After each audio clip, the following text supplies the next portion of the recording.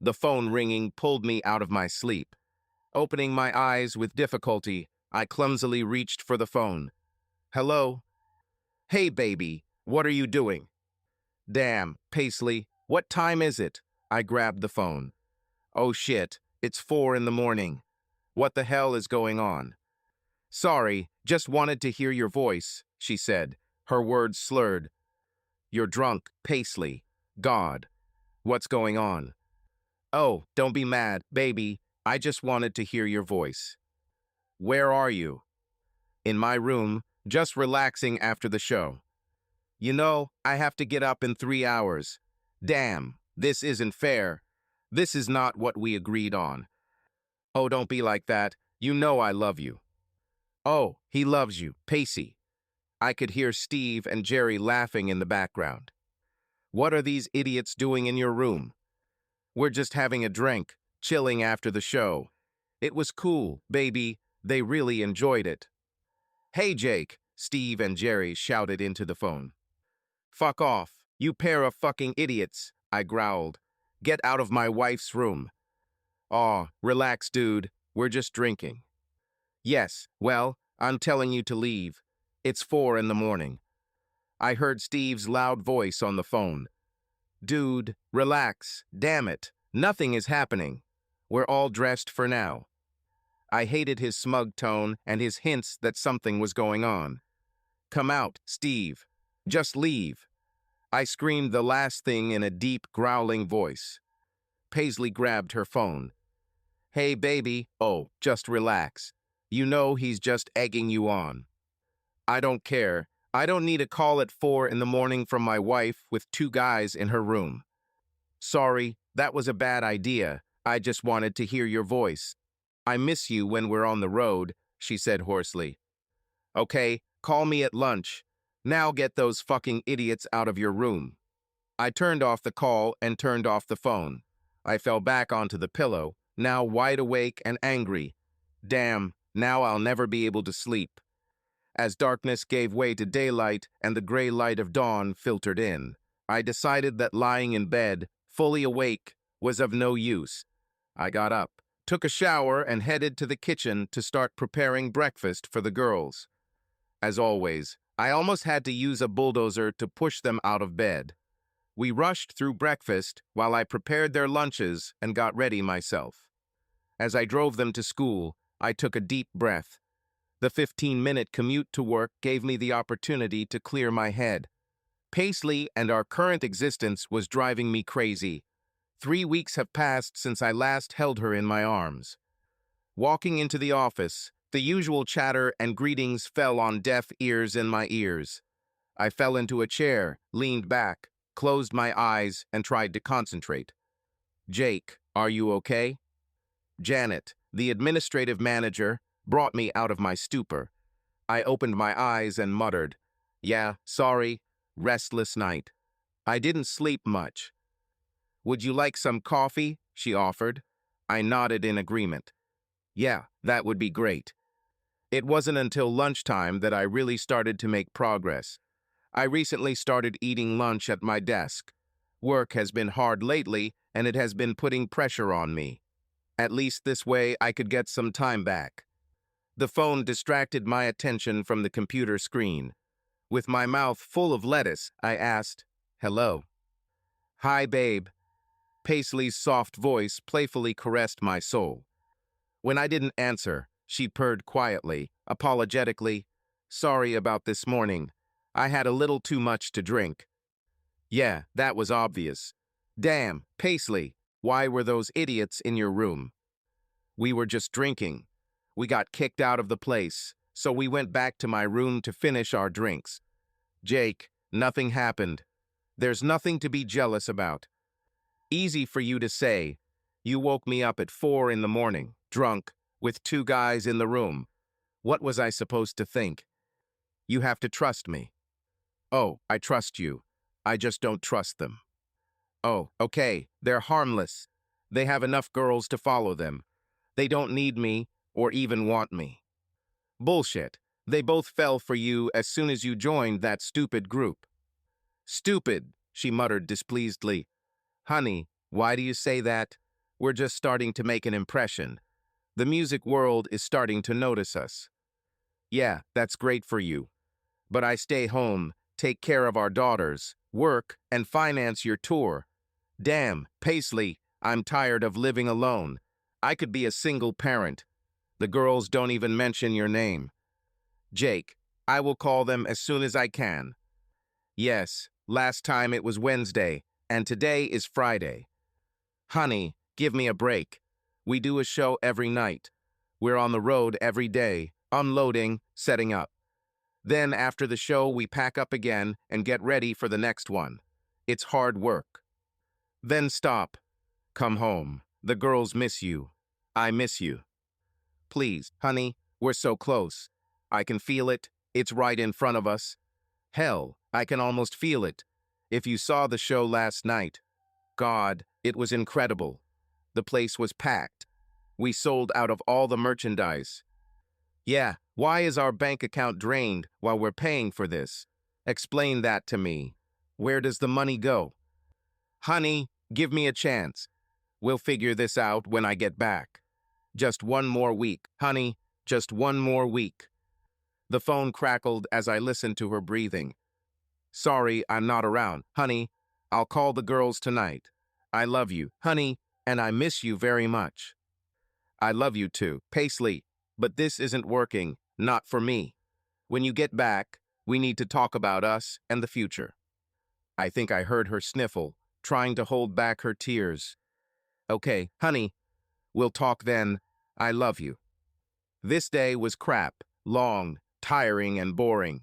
When I opened my mother's door, I heard my daughter's squeals. Dad's here, hooray.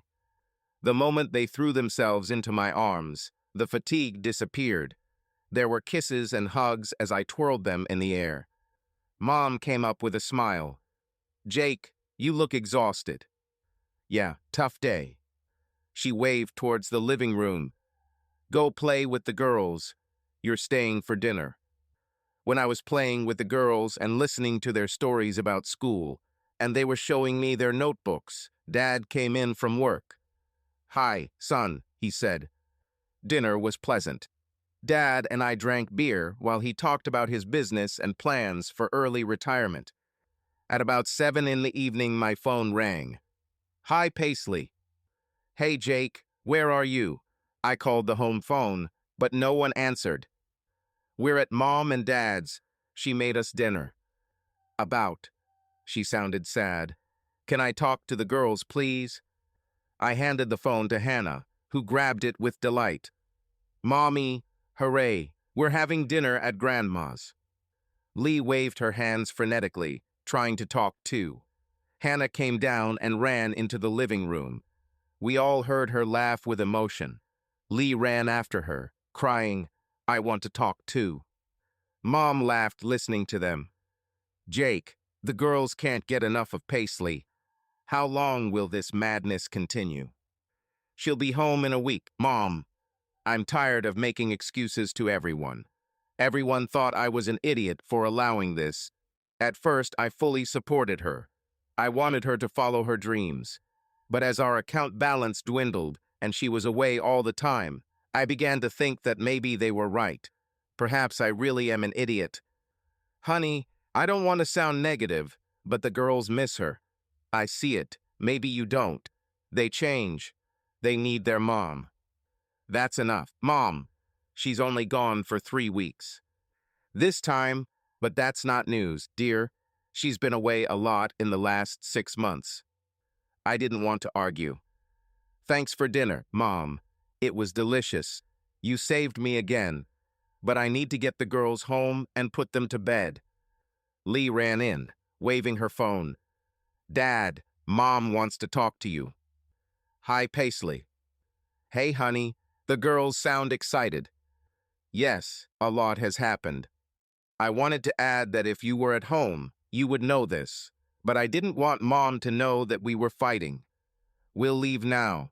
Call me back in an hour. Okay, love you. Give the girls a big kiss and a hug from me. At home, I put the girls to bed, poured myself a strong whiskey, and sat back in my chair. I turned on the TV, but it was a waste of time. Nothing but stupid reality shows and reruns. I poured another whiskey and pulled out the recliner. The last year has been a crazy time. With difficulty keeping my eyes open, I took time to think. Paisley and I got married young. We met through music. The band I was in played at the Dunedin Festival. Paisley was the vocalist in another band that also performed at the festival.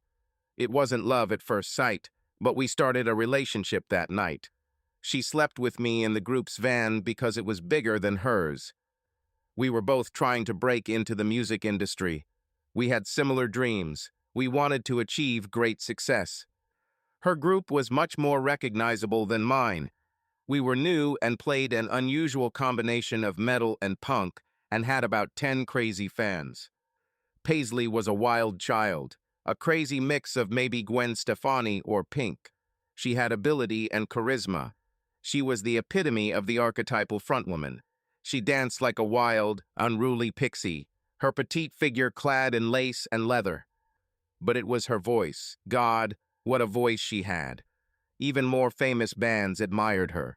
We watched her performance, as did most of the other participants. We stood in the wings of the stage, amazed by her presence. Standing next to me were a couple of the biggest names in New Zealand music. Even they were impressed. The only thing that let her down was the band themselves. They were average at best, and their songs were nothing. I didn't have to like their music. All I knew was that it made my heart beat faster. My heart raced, trying to keep up as I watched her spin, jump, dance in a wild dance like Savage Dance. She definitely got me hooked. Later, after sunset, when the big names were performing on stage, Paisley came up to me in the wings as I watched all the performers. After the festival, we went our separate ways. I returned to my studies at Victoria University of Wellington, returned to dull study. A few months later, the band I was in was playing at a small club in Lambton Quay. It was a pretty good evening. The crowd was loud, with a group of girls gathered in front of the stage and dancing wildly. Paisley was in the center, her wide smile drawing me in. During the break, she came to our table and sat with us. "What are you doing here?" I asked. "We're playing San Fran on Cuba Street tomorrow night. Great show, by the way," she said in her sing-song voice. "Thank you. This is a wonderful place." "Yeah, we're trying to get a gig lined up. It'd be nice to get one more before we head back to Hamilton." We ended up in bed back in my student apartment. It was a shared apartment, so there was no privacy. The walls were thin and my roommates were loud assholes. The next night, I went to their show in San Fran. Again, I was amazed by her. She castled, even if there was no group. They had the moves, obviously spending more time on choreography than learning the game. They were superficial, their repertoire mainly consisting of covers. Their own songs had one or two good moments, but mostly they were childish and empty. Paisley and I became friends on Facebook. She followed my group, and I followed hers. Maybe we were meant to be nothing more than friends. It was the breakup of her group that brought us closer together. When this happened, she decided to follow her heart and ended up singing in a local band in Wellington. They were good, but nothing special. She needed a place to stay, and I was more than happy to share my bed. It was a turbulent time. She worked at a local coffee shop to make ends meet. It was as if we quietly became a couple.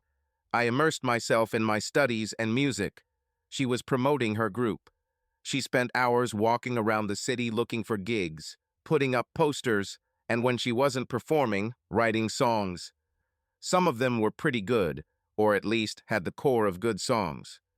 Late one night, she was sitting on my bed with her legs crossed, trying to write a song. I sat next to her with a guitar and found a riff to play over her vocal line. She raised her head, startled. She sang a few more lines and then listened to what I played.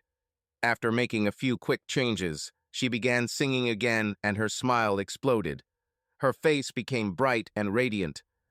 When she finished, she jumped into my arms.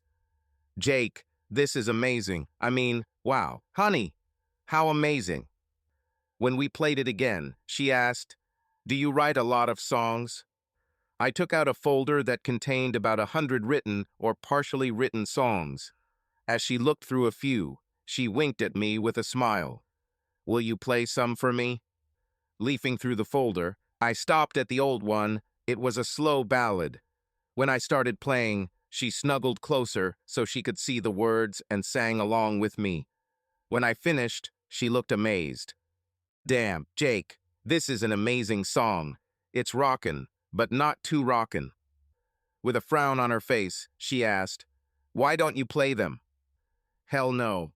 These songs are not our style at all.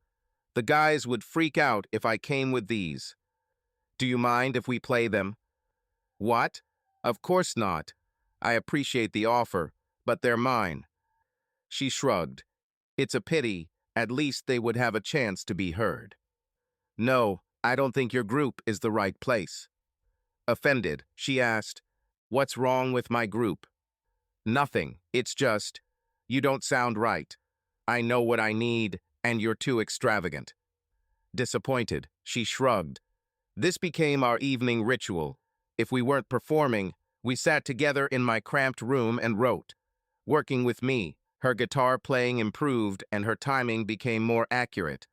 We suited each other well. My little group, however, was having difficulty. We were all students, and under pressure, we all decided it was time to take life a little more seriously. I was smart enough to figure it out. I couldn't make a living from music alone. I didn't completely give up on my dreams. It was more like putting them off for later until the right moment. Paisley was in a different orbit. She wanted this dream so badly that it hurt. Watching her receive rejection after rejection was hard. Life has thrown a big stick in our wheels. Paisley was a little sad after yet another rejection. To help her get through this, I invited her to the city. We got drunk. Yes, big deal. This happened quite often. The difference was that this time we were so drunk that we forgot to use a condom. Yes, a couple of months later, and it was no longer possible to deny the obvious: she was pregnant. I will remember this day for the rest of my life. I walked in after a long day in Victoria, threw my books on the table, and called out, "Hey, Paisley, are you there?" "Yes, here." When I walked in, I saw pain in her eyes. Her face, streaked with tears, was full of anxiety. "What's the matter, Paisley?" I screamed, jumping on the bed to hug her. "Come on, honey, what happened?" She gave me a sad, incredulous look and blurted out, "I'm pregnant, that's what." Wow, it was one of those moments. Punch in the stomach, kick below the belt. Seeing how intently she was looking at me, I decided not to rush into words. I said, "Wow, that's pretty unexpected. But it's good news, right? Damn it, we're going to have a baby." She snapped back. "Shut up, idiot. You don't want this." "You're wrong, Paisley. Very wrong. I love you. I knew it from the moment I saw you down in Dunedin. I love you so much. Give me a chance and I'll prove it." "Do you love me? You never said." I was scared. Yeah, every guy is like that. We don't want to be the first to say it, that's all. Trust me, Paisley. I love you. I want to marry you. What? Oh God, no. Jake, you're just saying that to be nice. You're just making the right choice. No, I'm making the right choice, that's true. But believe me, it's because I love you. What about your music, your dreams? I don't care. You're all I need. Marry me, Paisley. I'll never let you down. I was probably hoping to hear, "I love you too," in response, but that didn't happen. She sighed. "I can't do this, Jake. I can't make you give up your entire life because we forgot to use a condom. Paisley, trust me. I want to hold you more than anything. Not just today, but always." "You're an idiot, Jake. We'd be terrible parents. I work as a waitress, and you don't even have a job." "I'll find a job. I can do it. Let me prove it." After that, our life changed dramatically. I actually found a job. In fact, I found several. I found a job cleaning at a local supermarket. It was late at night after closing, but it gave me time during the day to finish my bachelor's degree in business. Paisley had a difficult pregnancy and suffered greatly from morning sickness and cramps. But most of all, it hurt her to give up her dreams. She cursed me many times during pregnancy. Every time she felt the weight of her crushed dreams, it became my fault. She left work early. After that, she began to depend on me financially. Her family was not wealthy. They were working class. She sometimes received checks from them, but it was very little. She sold her van and her audio equipment. All she kept was a microphone and a guitar. We moved into our own small apartment in Tawa. We spent hours browsing thrift stores, looking for things to make our apartment a little cozier. At this time, the real Paisley showed herself. The caustic, sarcastic rock chick gradually faded and a warm, loving personality emerged. The butterfly burst out of its cocoon of lace and leather. Finally, the words I had longed to hear almost scalded my ear when they finally came. They overwhelmed me. It was a typical cold and windy evening in Wellington. The rain hammered loudly on the tin roof. We snuggled into bed, and I felt her body trembling with small tears. Jake, there are a million things I want to say. There are so many emotions exploding inside me. I want to say thank you. No, don't say that, honey. I love you. Yes, that's something else I wanted to say. I love you too. God, I was so scared to say it. I wanted to say it for a long time, but I didn't want you to think that it was just because you stayed with me. I love you for what you are. So, little Hannah was born.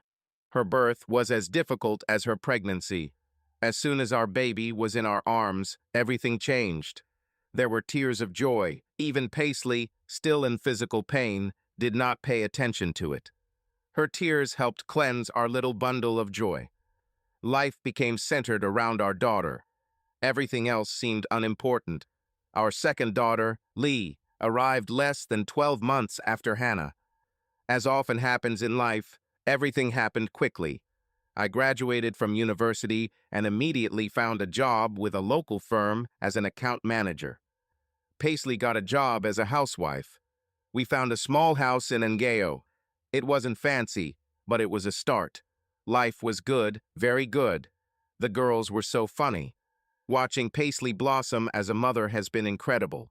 She became friends with several mothers through Plunkett and then through the daycare. I was getting ahead at work. We were financially stable. Yes, life was good. Sometimes, especially when we watched music videos, I saw that look of loss in her eyes. Her dreams were so powerful, her aspirations that she kept to herself, but I saw through her thin mask.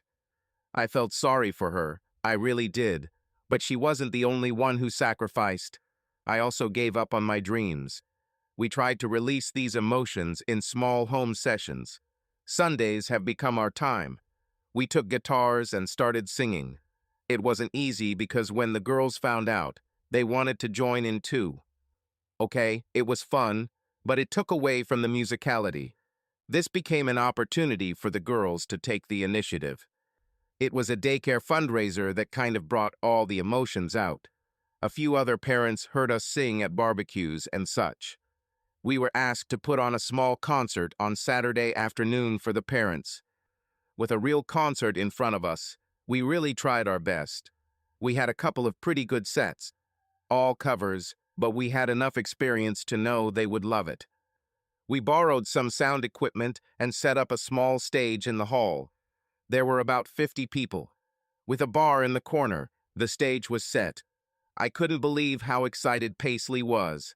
She was nervous, like a newbie. God, Jake, it's been so long. Relax, darling. Once we start, everything will come to mind. Trust me. She kissed me, and we went on stage to quite a storm of applause. These other parents needed entertainment just as much as we did. Nobody goes out with children that age. To start, we started with popular songs that everyone knew. Tom Petty, Pink Floyd, Bob Dylan. Simple songs. Yes, Paisley was nervous at first, but after 2 songs the performer in her woke up. She was like the girl I met for the first time. Her vocals soared. Using the stomp box, I created a nice, strong rhythm, and she turned on. The small crowd was delighted. We were all parents, and it was a chance to get away from the kids and have a night alone and relax. Consequently, they were easily satisfied. I'm not sure we were that good, but the women were all dancing and pulling their partners along with them. This inspired Paisley, and her old persona began to leak through. She danced and sang with them. She sang with all her soul. The microphone stand flew as she swung it like a cane. What an evening. The ride home was noisy. Oh my God, Jake. Oh damn, that was fun. Did you see how everyone danced? You were amazing. No, honey, the star of the show was you. As always, you were special. She kissed me. Oh damn, I forgot how much I like this. We should find other musicians and start a band. Yes, and what are we going to do with the girls? Her face dropped and she sighed. Yeah, what was I thinking? Paisley, we could do this every now and then, you know. Just you and me. We could find some Sunday gigs. Just acoustics. Yes, it would be nice. She sighed dreamily. I saw the light go out again. Not exactly, but I could see that this was not what she wanted. But it was a good evening. The passion flowed into the bedroom, and with the girls staying with Mom, we had the whole house to ourselves. The love was passionate and stormy. The next week, I saw that light flicker a little brighter. Every night, after the girls went to bed and fell asleep, she would take out her guitar and we would have a little session. The next week, I found a newspaper lying on the table. In the personal ads, there was an ad from a local band that was looking for a vocalist. The ad was highlighted with a red marker. Paisley didn't say anything, but I felt like she wanted to. I waited, and finally on Friday night, she asked, "Honey, can we talk? Is this about the announcement?" She frowned. You saw him? Yes, I saw it. A hopeful, almost pleading look appeared in her eyes. Well, what do you think? It was obvious that she was interested. What do you want to do? Paisley, how will it work? I don't know. Honey, I don't even know what kind of music they play or what their goals are. All I know is that after that little concert in kindergarten, I'm just as hungry for it. I need it. In your life. You should have felt it. Yes, I muttered. Certainly. Yeah, I muttered. Certainly, I felt it, but buried these desires. Now we have girls. Baby, just because we have girls, the world doesn't have to stop. We can do both. We can find ways to outpost. Let's make it work. She rushed to the kitchen and returned with beer for me and wine for her. Please, baby, let me try. They might not even like me. Yes, right, I snorted. Don't chase compliments, Paisley. They'll love you. We both know that. She blushed. I was serious. Now I'm a mother. That's how we ended up in a house in Kelburn. The equipment was already set up, and they were playing when we knocked on the door. A tall, lanky guy opened the door. He looked scared when he saw Paisley. I don't know what he expected, but he said, "Hello, doll." I immediately felt the hairs on the back of my neck stand on end. I did not like him. The comment was rude and inappropriate. I'm Steve. You must be Paisley. He looked at me intently. And who are you? Paisley quickly stood up. This is Jake, my husband. His expression changed as he looked at me again. Then come in. We walked in and Steve introduced Paisley to everyone. He practically ignored my presence. When Paisley slipped out of her coat, I saw the lecherous idiot staring at her, and I hated him even more. The others were no better. All eyes were fixed on her. Okay, what kind of stuff do you sing, girl? Steve asked. She shrugged. I can sing most things. Pick something and try to sing along. He nodded. Do you know Led Zeppelin, rock and roll? Paisley grinned. Yeah, I know. He put on his guitar and they started playing. Paisley not only amazed them, it amazed me too. She let out a Robert Plant-like scream as she ripped into the chorus mercilessly. I watched as they all looked from one to the other as Paisley gave herself everything. She liked the song, although I had never heard her sing it. She did it her way.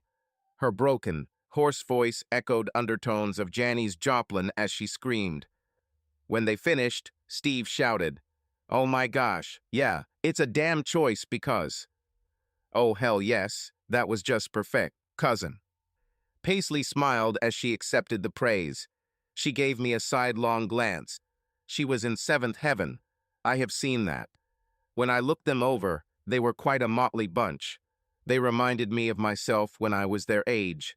Sloppy, no money, cheap equipment, but they were pretty good.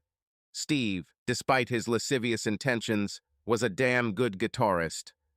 At the end of the evening, as we were sitting down with beers, Steve said, "Okay, girl, if you want, you're on the team." "Wait a minute," I interrupted, drawing attention to myself. "We need to know what you're really looking for. We're a family. Paisley won't always be available.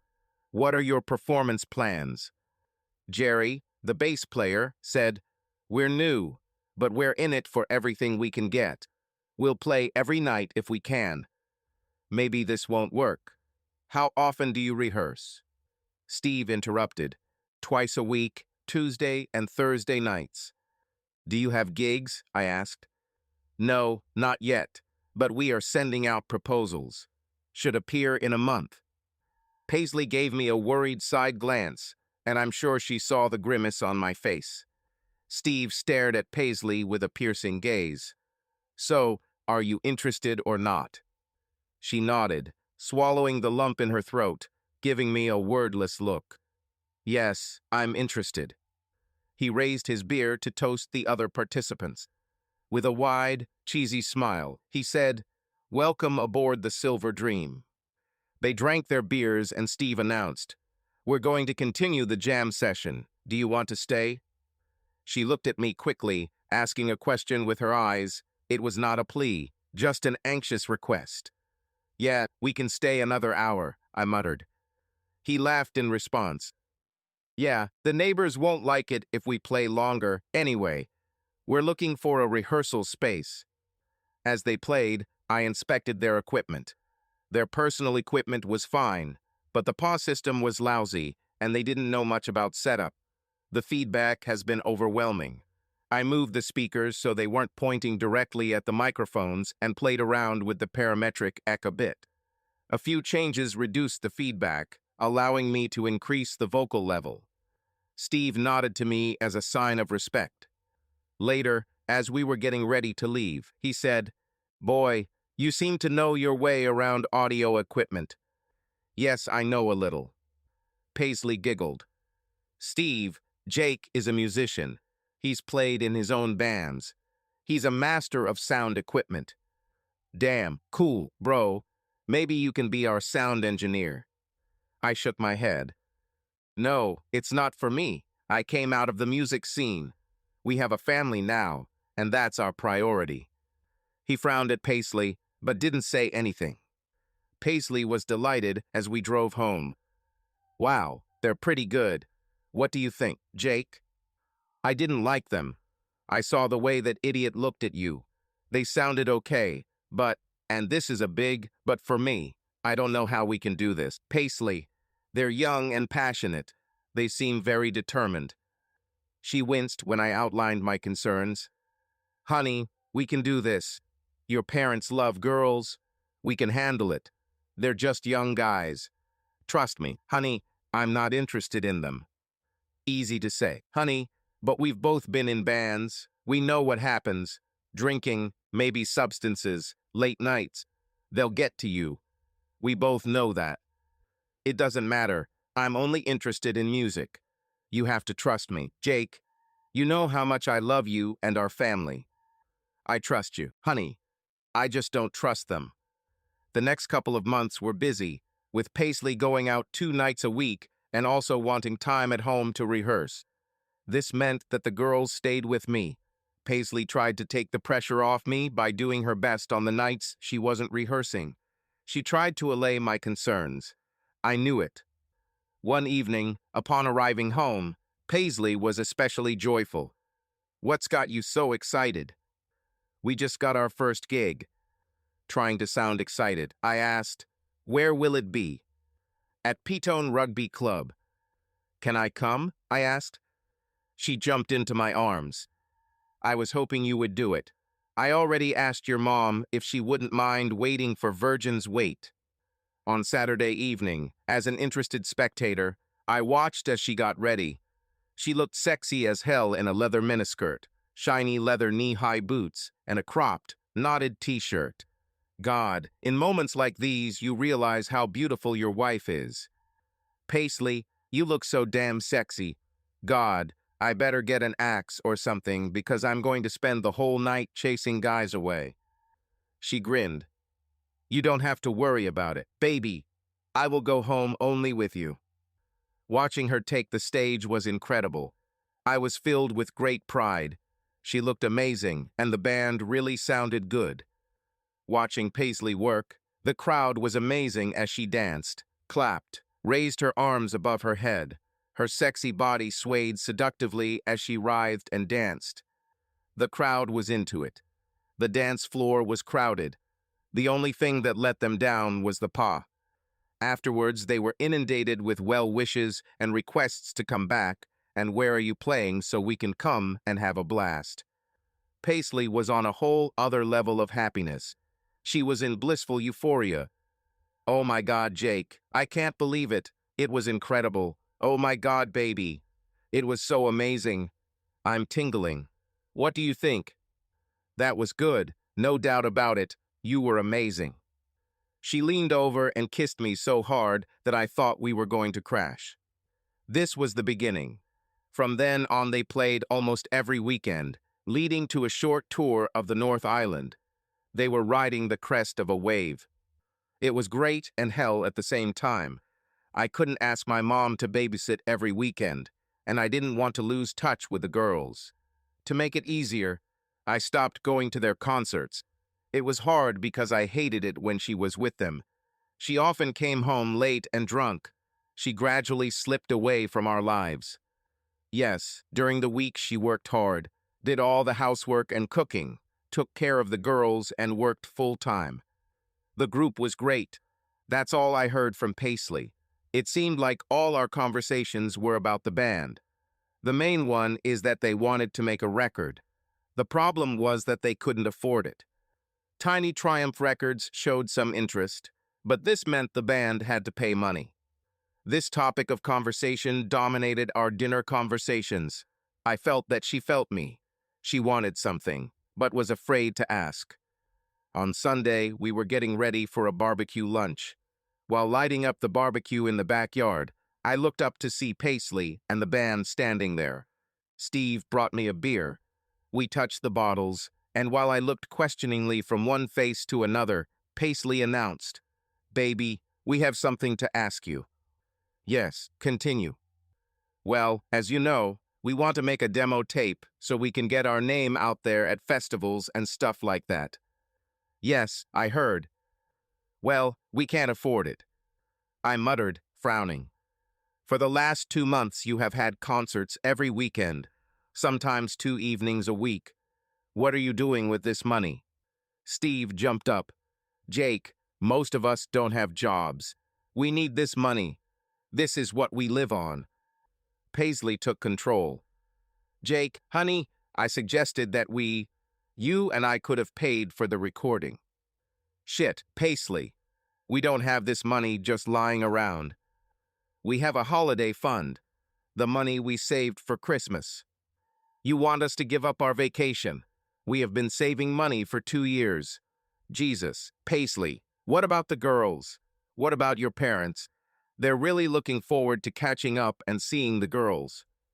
She threw herself into my arms. Baby, we'll give you your money back. I mean, we can sell CDs at shows, and the demo should get us more shows so we can make the money back in no time. The pleading look in her eyes showed her tension. Steve jumped back up. Bro, she's right, buddy. We will return your money easily. Consider it a loan. What could I say? If I said no, my life would be hell. I paid for their recording. There was more after that. I also paid for an edition of 2,000 copies of the CDs. I would love to go into the studio and see it all unfold, but I had to work to pay for it. I remember the day I came home from work and found Paisley in an ecstatic mood. "And?" I asked. "The CDs are here, and God, they sound amazing. I think you'll like it. Listen to it." She threw herself into my arms, kissed me passionately, her body attacking me like an uncontrollable octopus. Her hands were everywhere. She led me into the living room and turned on the stereo. She ran away and came back with beer. As we sat and listened, I saw the expectant, joyful expression on her face. The first song was one of Paisley's songs. It was a song she wrote, but I rewrote it for her. She was pretty good. She castled, and the band gave it their own flavor. I nodded to the beat, my feet stomping. Yes, it was good. The second song exploded, and I almost dropped my beer. She saw my shocked look. Her hand squeezed mine tightly. My heart skipped a beat, and the anger I had felt exploded in a deep growl. "What the hell?" She leaned back, amazed. "I thought you'd like it." "Paisley, this is my song. I never gave you permission to use it. I thought you wouldn't mind. After all, you didn't do anything to her." "It doesn't matter. It's my song. I wrote it." I looked at the album cover and read the credits. The damn freaks even stole the authorship of the song. When I looked at the list of songs, I saw 2 other songs of mine on the list, and I wasn't even credited for one of them. I stopped the stereo. My pulse was racing. Paisley looked at me, her face a mixture of worry and anticipation. I didn't want to talk, afraid of saying something I couldn't take back. Paisley broke the silence. "What's wrong, honey? I thought it would be great to use your songs." "First of all, these are my songs. I wrote them, not you, and certainly not this damn band. You stole them." She looked shocked. "What?" "No, honey, you have the wrong impression. We didn't steal them." "Yes? Then when we discussed that you would use them, where is my name on the cover? Who does it say wrote them?" I pointed to the words. All songs were written by the group. With a guilty, unsure tone, she said, "We did it to make it less confusing for the fans." "Yes, where are they?" She pointed to a large box at the end of the bench. "These are mine. I paid for them, for the recording, for the printing, hell, even for the artwork. No one will get a single copy. You will not use my songs." With fury in her words, she hissed, "Jake, we've been playing all these songs at all our shows for months now. People love them." "Well, you can stop now." "Damn, Paisley, these are my songs. You couldn't even ask me. You didn't even tell me. If you showed up at our concerts, you would hear them." She snorted scornfully. "Yeah, who would take care of our daughters? Damn, Paisley, all you had to do was ask." I grumbled accusingly. "Honey, I wanted to give you a surprise. You haven't done anything with them, absolutely nothing. I don't remember the last time this folder saw the light of day. They lie in this dusty old folder and are never played with. They are too good. They need to be played. Not like that. You turned them into shitty pop songs. They were never meant to be like that. Damn synths, Jesus Christ. They sound terrible." Her eyes bulged and an angry light lit up in them. "Say what you want, but people like them." "No more. I don't like it." "What do you mean?" "I mean, they're mine. I didn't give you permission to sing, perform, or record them." She left, leaving me seething with anger. The girls came out to see what the screaming was all about and jumped into my lap for hugs. I removed the CD, put it in the case, collected all the others, and took them to the shed where I locked them in my gun cabinet. Later, after a very quiet dinner, Paisley asked, "Where did you put the albums?" "To a safe place." In a softer, placating tone, she said, "Listen, we need these CDs. I've applied to a few festivals. I need to include copies when I send them out. Paisley, no one will ever get a copy of those records. They are my property. I wrote the songs and I paid for their production. She knelt down, placing her head on my lap. Jake, please, honey, we really care. We need those CDs. Sorry, but I already made up my mind. Hell, all you had to do was ask.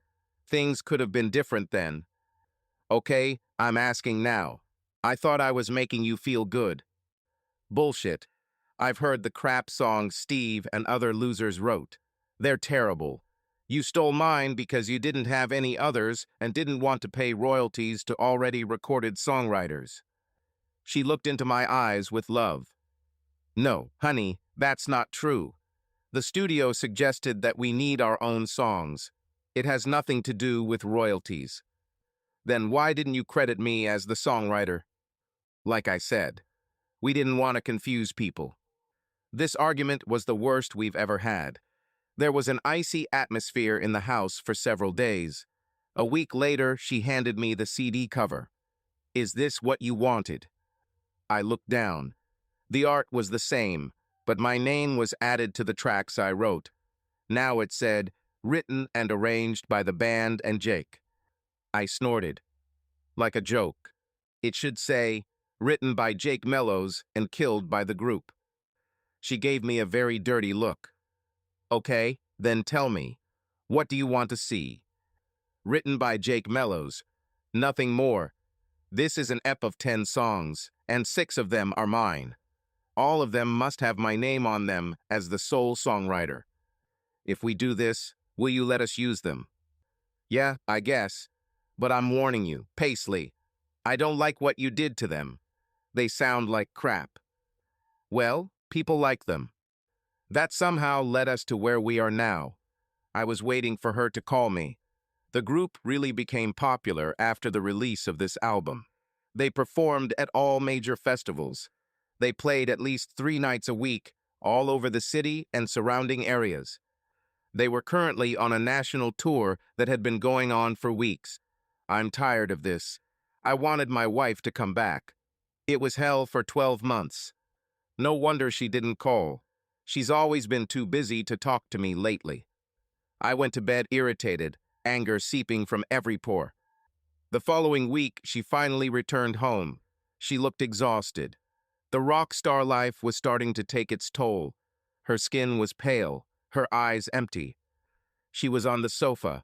The girls were climbing on her when I walked in. She looked at me with a thin smile. Hello, darling. God, I'm so glad to see you. And it's good to see you, Paisley. I leaned over and kissed her. It was a sweet kiss that sucked the anger out of me. The touch of her soft lips was all that was needed. What's for dinner? I asked. She sighed. Should we order something? Pizza or something? I'm tired. It's been a long day. After this careless remark, all the anger returned. The kiss became just a memory. Okay, but I think after the girls are put to bed, we should talk. She frowned. Really? What about? About life, work, ordinary things. When the children were in bed and asleep, we sat together. She leaned on me. My hand hugged her shoulder, holding her tightly. Paisley, what are the band's plans now? I felt her tense, her body shaking. We have a couple of offers. One of them is a 5-city tour. I replied dejectedly, damn, I was hoping we could spend time together. Reconnect as a family. The girls missed their mom. Honey, I want that too, but the next tour is huge. There's a new record deal waiting there. I don't want to sound like a whiner, but I'll tell you what. I'd rather you didn't do this. We need time together. Our family needs you. Darling, please don't turn this into a rebuke. We've worked so hard. We finally have some perspective. This Australian tour could really shoot us up. What? Did you just say Australia? She quickly lowered her eyes. Yes, I was going to tell you, but you suddenly became angry. What the hell, Paisley? You've already been on tour enough this year. You're a mother. When you started this adventure, you promised me it wouldn't hurt. Listen, Jake, this has always been my dream. You know that. The tour only lasts a month. Yes, but who will pay for it? She winced. I only need to pay for the plane ticket. Accommodation, travel, food, and drinks are all paid for. Sorry, but I'm tired of this, Paisley. That's enough. I want my wife back. I'm still here. I'm only asking for a month. When I return, we can do as you say and restore contact. We can take the girls away for a few days. Relax. No, I'm sorry, but I'm tired. I'm working my ass off here, taking care of the kids, all the housework, working, and I'm tired. I've said enough. She leaned back on her knees. So what happens now? Now I want you to tell the guys in the band that you need time with your family. The tour is canceled. She shook her head. Sorry, I can't do that. We all signed contracts with the organizer. Sorry, Jake. It's already decided. Without talking to me, without letting me know in advance. Damn, Paisley, doesn't our family mean anything to you? Don't be stupid. Nothing has changed. I love you. I love girls. But this is my chance to fulfill the dream I've dreamed of all my life. You knew it when you met me. When I met you, we shared this dream. I had the same dream. I put it aside when we had girls. Once I realized that I had a family that depended on me, I accepted it. I put it aside your dreams. Me too, she cried. I did it too, but now I have a chance to do it. Honey, it's so close, I can feel it. We could make money on this. If what people say is true, we could really do well. Okay, Paisley, let's talk about money. I paid for records, albums. I paid for your accommodations on tour. For that new guitar you needed so badly. Where is the money you made on tour? If this is such a great opportunity to earn money, why is our bank account rapidly approaching zero? Honey, you know how the industry works. We have to go the hard way. That's where we are. Once we get to the next level, then we'll start seeing money. Shaking my head, I sighed. You must be making at least $1,000 to $1,500 a night performing. You sold all the CDs I paid for. Even at $5 a piece, that's $20,000. When are you going to pay me back? She stood up, allowing my hand to slide from her shoulder. You know how it is on tour. We have to pay for accommodation, gas, and food. It's expensive. I know exactly how much it costs because I paid for it. I saw the bank card balances. How come I had to pay for the whole group to stay at the Mount Hotel? The guys didn't take their cards. I didn't think it was a big deal. God, it was only $300. Yeah, that money comes out of our account. When you spend that money on these damn losers, it takes money away from your family. I work for the damn money. I work 6 days a week. I pay for everything. Honey, please don't make a big deal out of it now. I just wanted to come home and hold you and make love to my husband. I didn't come home to fight. God, I'm leaving in a week. If we fight every night, it's going to be a long week. Come on, honey. Let's go to bed, make love, and enjoy our time at home. Are you missing Steve and Terry? Oh, damn, Jake. I never gave you a reason to say that. I didn't do anything. What is this all about? Petty jealousy? With a deep sigh, she said, Jake, I promise, I've never cheated. We're like siblings, they mean nothing to me. Then why are they in your room at 4 in the morning? We got drunk and laughed. It was completely innocent. Yeah, well, I'm tired of it. Paisley, if you go on tour, there's no point in coming back. You can stay in Australia. What? Damn it, Jake. I thought you would be proud of me, support me. Not this evil bastard. Angry, huh? You haven't seen anything yet. I'm warning you, Paisley. If you leave, then things will be very difficult. I don't want to live like this. I want you to achieve your dreams, but not at the expense of us. Damn you, Jake. I wanted to come home, share my experiences, stories, hug you and say thank you. I know I couldn't do it without you. But I'm not going to listen to you make a martyr of yourself. Hang yourself, all the blame is on me. Silence enveloped our space until she said, I'm going to bed. It would be nice if my husband came with me. She went into the bedroom. I took a beer from the refrigerator and relaxed on the couch. Damn, I muttered to myself. Why does everything have to be so complicated? I wanted more than anything to just walk in and throw myself into her arms. But if I did, I would accept everything. Nothing I said here would matter. I finished my beer. Damn it. Why should I suffer? I resolutely headed to the bedroom and undressed without a word. A grin played on her face. Ha, I won. Love, if you can call it that, was powerful, stormy, and full of passion. The first time was quickly over. Passion exploded quickly. The second time took longer. It was gentler, but no less stormy, and there was love in it. The next couple of days passed quietly, with most of the toxicity appearing during the first night. Paisley took care of all the housework. She cooked every night, and it was like we were back in happy times. But this couldn't go on forever. We would still have to return to the argument. It was a terrible fight. I threatened her. If she goes on this damn tour, our marriage will be over.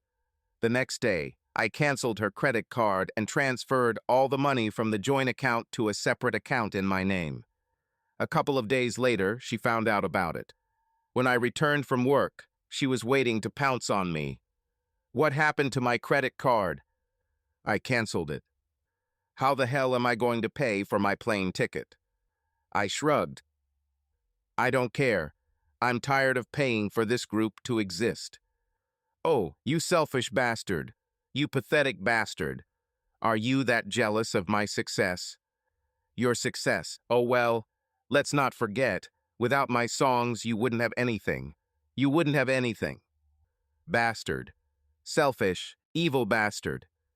I found the girls curled up in their bedroom, crying. Dad, we're scared, Lee sobbed. Everything will be okay, baby. Everything will work out. But you and Mommy fight all the time. She'll get angry and never come home again. At that moment, Paisley entered. She had tears streaming down her face. Darling, this won't happen. I love you. Daddy loves you. Please don't go. Mom, we miss you. It's lonely without you. I know, baby. I miss you too. Then don't leave. Stay with us. We need you. I need you too, baby. I won't be gone for long. Then I'll come back and we'll go on vacation. Hannah was delighted. Hooray! Can we go to Grandma's? Yes, honey, we can. When the children went to bed, our quarrel resumed, but this time it took place in whispers, angry, poisonous whispers. In a couple of days, a few days before the tour, I came home and found Paisley packing her things. So you're leaving, huh? Yeah, I sold my guitar to pay for the ticket. Now I don't have it, but you don't care, do you? No, I don't care, I replied venomously. She smirked. I could take yours. Truth be told, you don't use it. Maybe, but it's mine, so the answer is no. Damn you, she barked. How about some money? Can you give me some? I still have to pay for things while I'm there.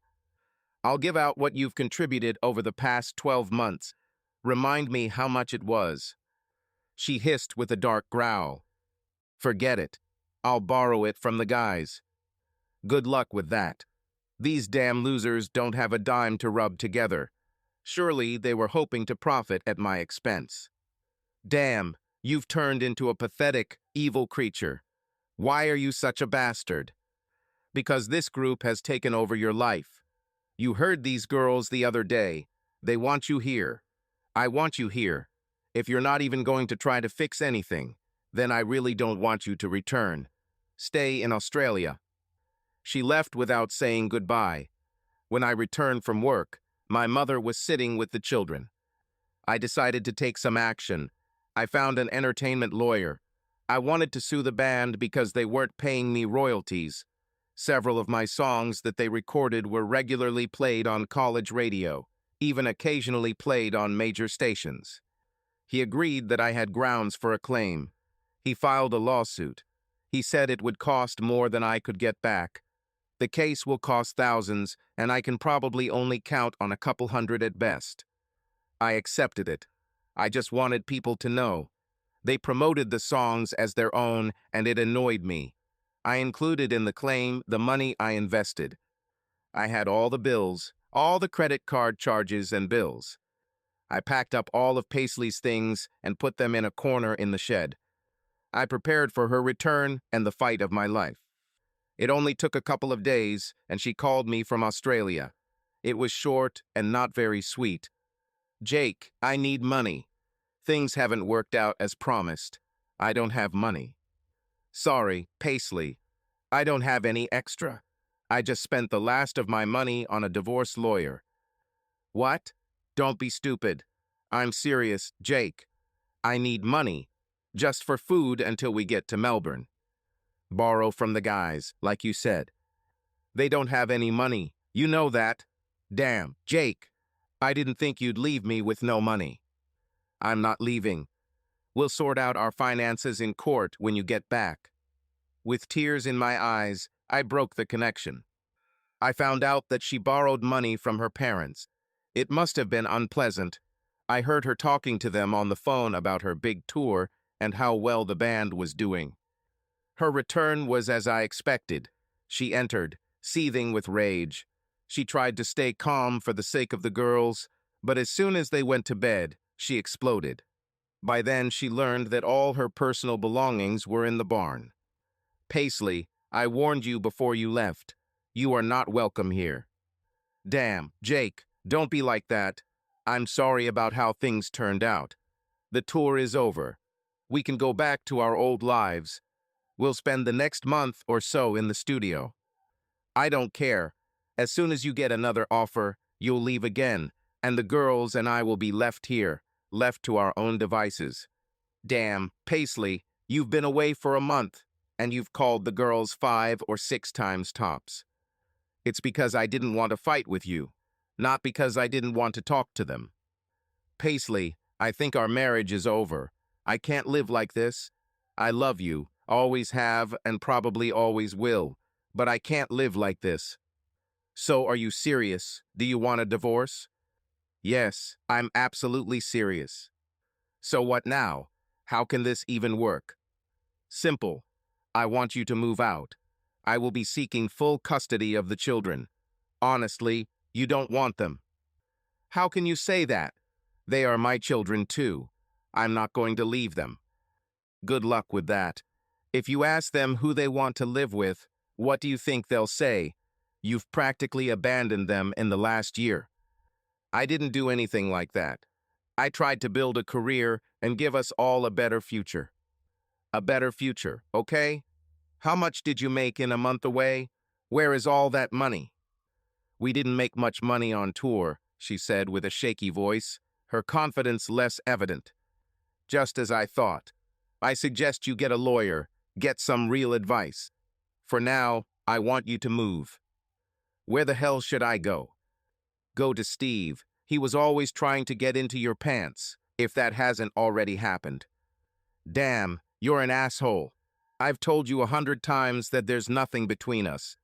But if I have to ask him for a place to stay, that'll probably change." "Who cares? This is what you want. So make it official."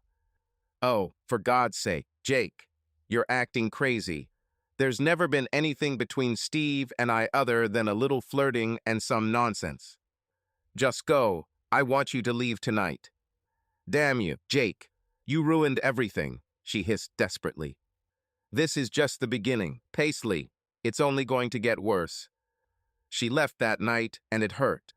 I was in so much pain that I cried. Things got worse. When they heard about my lawsuit, they were scared. Steve and Jerry came to my door, and a violent argument began. It became so loud that neighbors called the police. Because of their death threats in front of my children, they were issued restraining orders. Paisley was more than angry. But she soon realized that this time things weren't going according to her plan. She contacted Social Security New Zealand and spoke to staff. She now knew she was unlikely to get custody. We even went for a consultation with a family psychologist as a family. Paisley looked completely devastated when the psychologist asked the girls who they would like to live with, and they both said to me, it was a blow she didn't expect. We went to see a psychologist together, and on the way back home Paisley was so shocked she could barely speak. She was lost in her thoughts. During the ride, she began to sob quietly. What are we going to do, Jake? I don't want a divorce. I never wanted that. What can I do to fix the situation? Looking at her, I said, the only way I can see that we can get over this is if you step away from the group for a while. Give us time to figure out if there's anything left between us. If I do this, will you drop this stupid lawsuit? No, it's not against you. It's against the band. Those other assholes kept promising me that day at our house that if I financed the record, they'd pay me back as soon as they could. Honey, they all agreed to give you the money. As soon as this record deal is signed, we'll have the money. How are you going to make an album while you and I are trying to make things work? There's probably room for both. The album will change everything. It's bullshit. If you sign a contract, they'll want you to tour with him. It'll be part of the contract. They'll want to promote it as hard as they can. They'll want a cut of it. So how can we work this out? We can't until you're ready to make family your priority. Do you understand? That's why I'm doing this. We've fallen down your list of priorities, and we can't fix this until we're first again. Damn, this is absurd. You always came first. It doesn't feel that way. Where were you when Hannah had a whooping cough? Where were you when Lee fell off the swing at school and sprained her wrist? After swallowing what was obviously going to be a bitter response, she simply sighed. It took a few moments before she answered. There has to be some way we can do both. I could look at the band as a job. A lot of artists have families and normal lives. Why can't we do the same? Because you put the band first. I'm sure other artists really see music as a job, and, like normal people, they put their family first. But I'm already doing it. I muttered with a contemptuous laugh. Bullshit. Where have you been for the last 12 months? You definitely haven't been to parent-teacher conferences. You haven't been to the doctor. My mom has seen the girls more than you have. I think I spoke too loudly. We forgot that the girls were huddled together in the back. Stop, Hannah screamed. Please stop. You're scaring us. Paisley turned around and grabbed the girls' hands. Sorry, dears. Everything will be okay. No, it won't, Mom. You're always on the go. We want you to be close. I saw the convention and asked, where should you take me, Paisley? I'm staying at Lily's. Can you take me there? This surprised me. Lily had been one of her friends since the girls were in kindergarten. Lily and her husband lived just a few blocks from our house.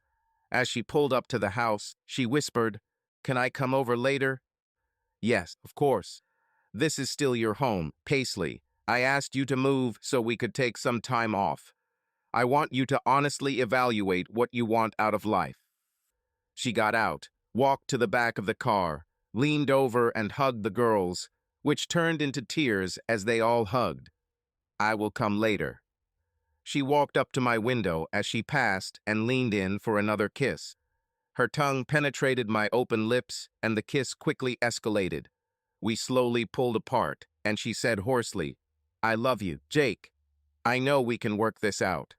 I don't want a divorce. I want to be who you want me to be.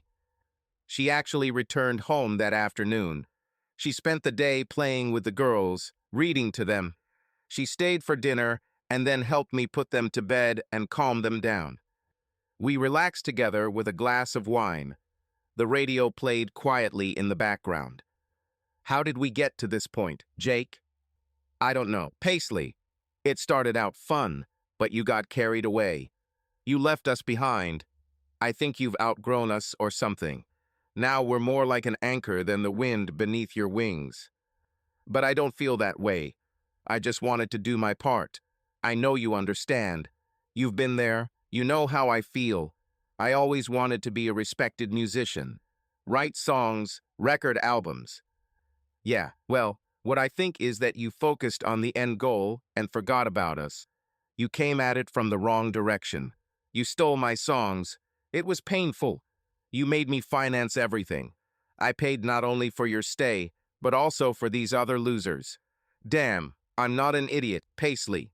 I saw on your credit card statements that I didn't pay for your food every time you went to McDonald's or whatever. You can't eat $80 worth of food. She lowered her eyes and blushed. Yeah, you're right. It wasn't right, but we needed songs. I really thought you'd enjoy seeing your work get noticed. They're great songs. But you never asked. You just took it. That's what hurts. You did it in secret. You hoped I would like it because you also knew how I would feel about it. That's why you never asked me. Okay, I get it. I screwed up. But is this all an overreaction? Why didn't you talk to the group about this instead of suing? Because I don't like them. I never liked them. I told you that when we first met them. Yeah, I don't understand it. They're good guys. They're idiots. Neither of them can finance anything. The last 12 months have been one big party for them, and all I did was finance it. This took the wind out of her sails. She smiled slightly. Yeah, it's been a wild year. You should know that I didn't sleep with any of them. Yes, they all tried, but I never did. Maybe I'm jealous. I don't know. It's not just your dream. It was my dream too. I put it aside because you and the girls needed me to grow up. All I wanted was for you to relate to me. With the same respect. Jake, I've got a chance. You know how hard it is to break into the industry. Honey, if we get this record deal, it will be huge. The guy we were talking to said that your song we recorded, Night Sky, could really be a #1 hit. Yes, my song. Not yours, not the group's. Mine. So what happens now? I don't know, Paisley. I want to try, but only if you put in some effort. Can I stay tonight? No, not tonight. I'm still angry. Maybe it's better if we take a couple of days. I want you to spend time with the girls. They're angry too.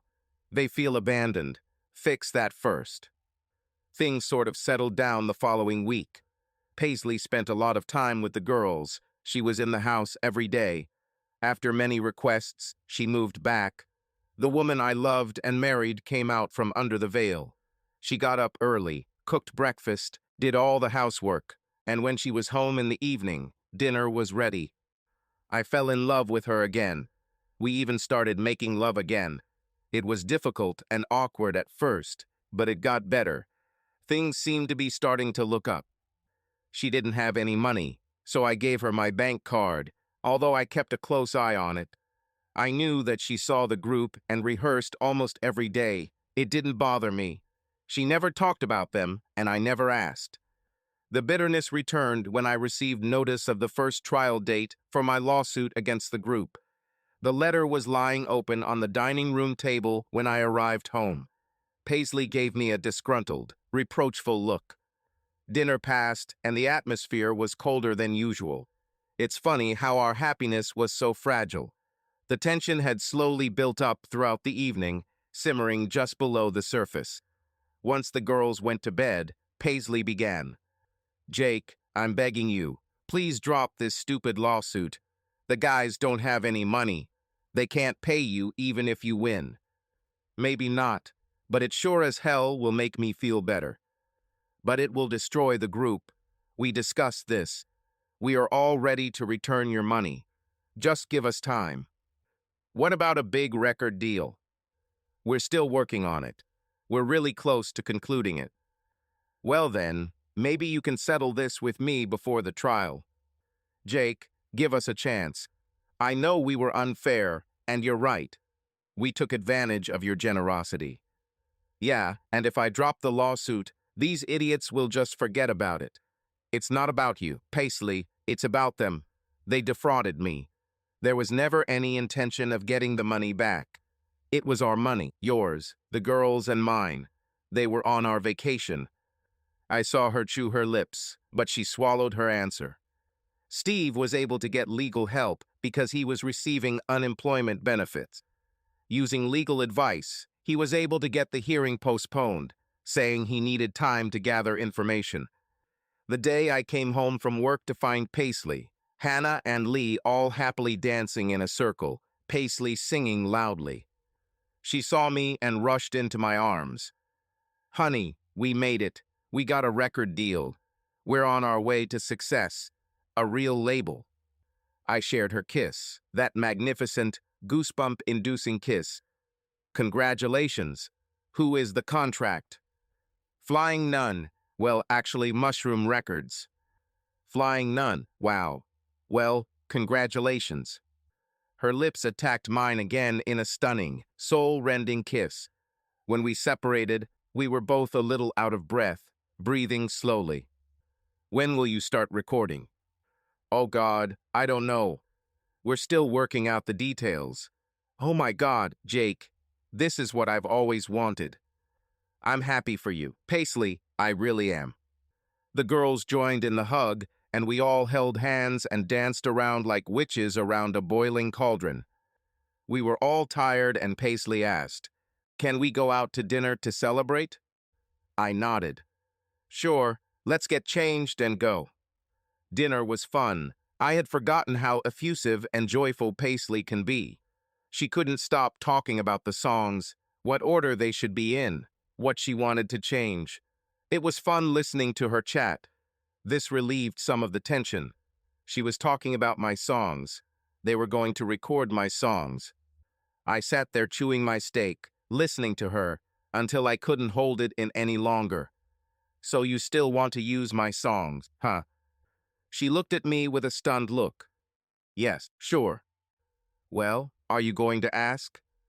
Ask about what?" "About my permission to use them." She grumbled with a shake of her head. "But we already recorded them. You gave us permission." "I guess the court will decide that. I still haven't received the original royalties, or the loan I gave to the band for the recording. Now we can pay you back, Jake. You'll see." "You don't understand, Paisley. You sit here and talk about using them, but you haven't even mentioned that they're still my property." She sighed. "Yeah, you're right. Jake, do you mind if we record your songs?" "Yes, I object. I never wanted the band to record them in the first place. I will need to get legal advice, but I will try to stop using them. You've had months to write your own." She leaned back in her chair. "You're kidding me. After all this time. God, Jake, why can't you just be happy? You wanted your money. Now you're going to get it." "It's not just about the money. I actually don't like what you did with my songs. I always knew what I wanted to do with them. I played them for you. I taught them to you. I didn't expect them to turn into pop songs. Damn elevator music. You may not like it, but honey, people like them. They like them just the way they are." "I don't care about people. I care about my opinions as I hear them in my head." She pleaded softly, "Jake, please don't ruin this for me." The mood disappeared. Even the girls had sad faces. The evening started off so well. Everyone was happy. Now we all felt depressed. The drive home was gloomy and cold, as were the next few days. The situation developed quickly. I was invited to the mediation meeting by the group's lawyer. Paisley didn't want to talk to me about it. It was all top secret. I met with my lawyer in his office before the session. We discussed what I wanted and developed a strategy. This was all turned upside down when we walked in and saw the band, their lawyer, and the Flying Nun representatives. It stunned me. I knew Chris Wilson, the label rep, from my days in the scene. He played in a band we once supported. He smiled widely when I walked in and walked around the long table to shake my hand. "Hey, buddy, long time no see." Shaking his hand, I said, "That's right, brother. It should be at the festival at sunset." He patted my hand as we shook hands. Steve and the other members of the group, including Paisley, looked shocked. We all sat down.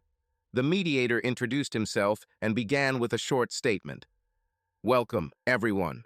The reason for this meeting is to see if a solution can be found to an existing lawsuit. I think we can all agree that it would be in everyone's best interest if this case did not go to trial. There was a collective nodding of heads. Okay, since we agree on this, let's outline the controversial points. My lawyer voiced my claims. He also added that I was not happy with the band using my songs. I noticed Chris shift uncomfortably as he listened to this. The band's lawyer said, "We are prepared to make a payment today to cover existing debts incurred by the band. The initial loan and additional funds invested for additional pressings of albums. We have also added an additional payment for accommodation." My lawyer replied, "The issue of royalties remains. We dispute them. There would be no royalties if the band had not recorded and released the album. Sorry, but this is unacceptable. The material in question is protected by copyright. It is the exclusive intellectual property of my client. He wrote the 6 songs included on this album. We know that the first printing of 2,000 copies was completely sold out. Was another edition of 5,000 albums. We don't know how many of them were sold." The group's lawyer responded, and then the mediator intervened, and the discussion turned to a discussion of sales. It got pretty heated when Steve stood up and leaned threateningly across the table. "You're just an asshole, Jake. There wouldn't be any sales if we didn't go out on the road and sell them." The mediator intervened. Chris interrupted. "Guys, calm down. I don't think this is going to help us. I don't think the fact that Jake wrote the songs is in question, or his rights to royalties. We need to decide what's a fair amount." My lawyer replied, "We think 10% of each song is acceptable. That's kind of the standard in this country." Their retort was swift. "We agree on 10% from each album, not from each song." The argument went back and forth. It was getting out of control the longer it went on. We paused for separate discussions. My lawyer advised, "Jake, I think you should take 10%. I'm not sure we can get to 60%. What if we offer 20%, but I want to make sure they can't use the songs in the future?" He agreed, but added, "We can try. Judging by the look on Chris's face, I think they'll agree about 20%, but I'm not sure about using the songs. I think if you accept their offer, you'll agree to their right to record them. Think about it, Jake. It will give you an opportunity for future investment. If they're really good, you can make a lot of money out of it. In this case, I completely reject their offer. Then we can fight for control of the songs." "Wow, you don't want much. I thought you needed money." "We do, but I don't want them to use my songs." Shaking his head, he sighed and nodded his head in agreement. "Okay, we can try." If the first battle was brutal, then when I put forward my demands that they not use my songs in their new album, it reached a new level. An argument broke out at the table. He quickly turned to mutual insults, including towards me. The mediator called a policeman to separate us. The meeting was closed, and we all left dissatisfied. It definitely made life at home more difficult. Paisley couldn't even look at me, let alone talk to me. My lawyer insisted on a new hearing, which was agreed to. As the trial approached, Paisley approached me. "Jake, we'd like to get back to the negotiating table. Chris has spoken to us, and he thinks he has an offer that will suit everything." Chris met me outside the courtroom and led me aside. "Bro, can you tell me what this whole thing is all about?" "Okay, buddy. Honestly, I hate what they did to my songs. I hate that they turned them into pop. They were never meant to be like this." He nodded. "Jake, I'm not sure what you thought they sounded like, but brother, it's selling today. This is what people listen to. I believe that with a better recording, this could easily reach #1. We stood in a Mexican pause, neither of us saying much. "Mate, you're not going to win this. Just because you wrote them doesn't mean you can prevent other artists from performing them. We are offering above normal market rates, not only for existing sales, but for all future sales. So what do you suggest I do? I sighed in resignation. Jake, let it go. You will receive quite a large fee. We will also offer to pay your legal fees. All we want is artistic freedom. You will get credit for writing them, and of course your royalties, I promise. We shook hands and I walked away, leaving my lawyer to finish it off.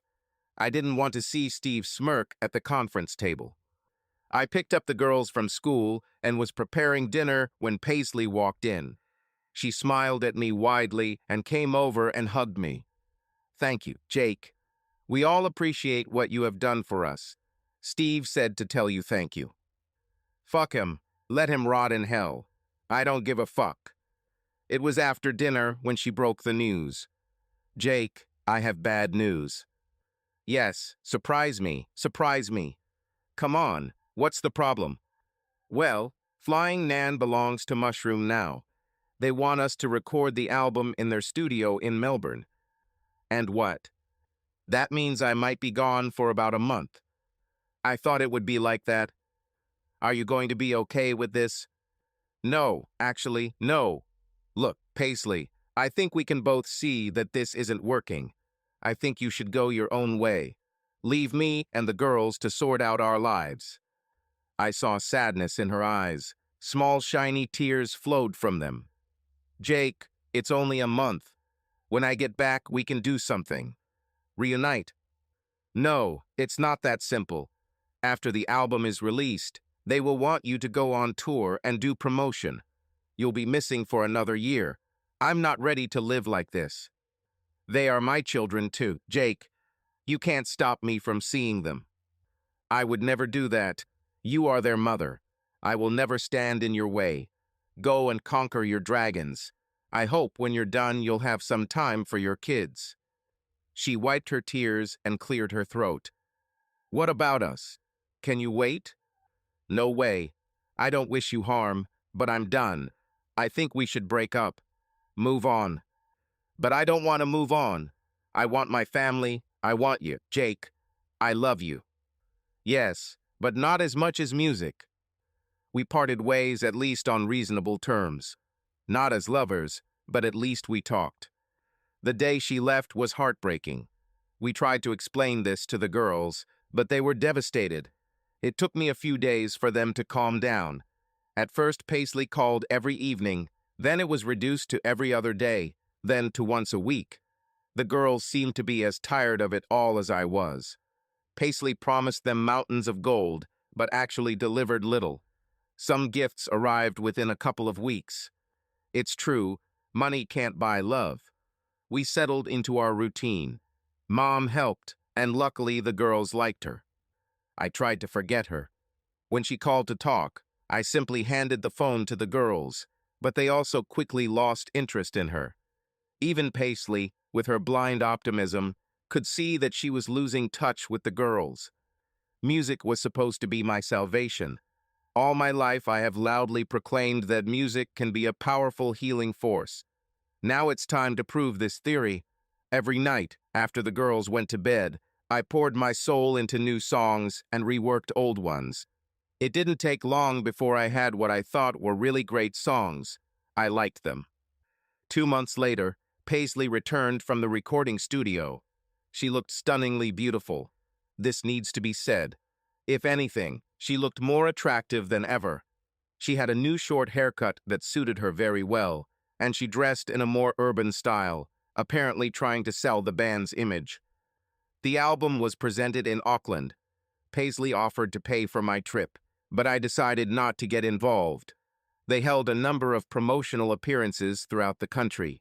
The album was released with great fanfare. Images of the band were everywhere.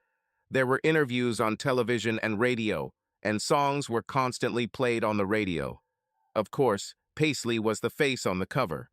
With her stunning looks and unashamedly showing off her curves, she was the girl every music label would want to have. It was fun for the girls to see their mom everywhere in the media, but it quickly became boring when they didn't hear from her for weeks. Chris was right. It was what people wanted to hear. The first place for the leading track was almost a foregone conclusion. Against this backdrop, they went to Australia for a long tour and promotion. The girls and I settled into our lives.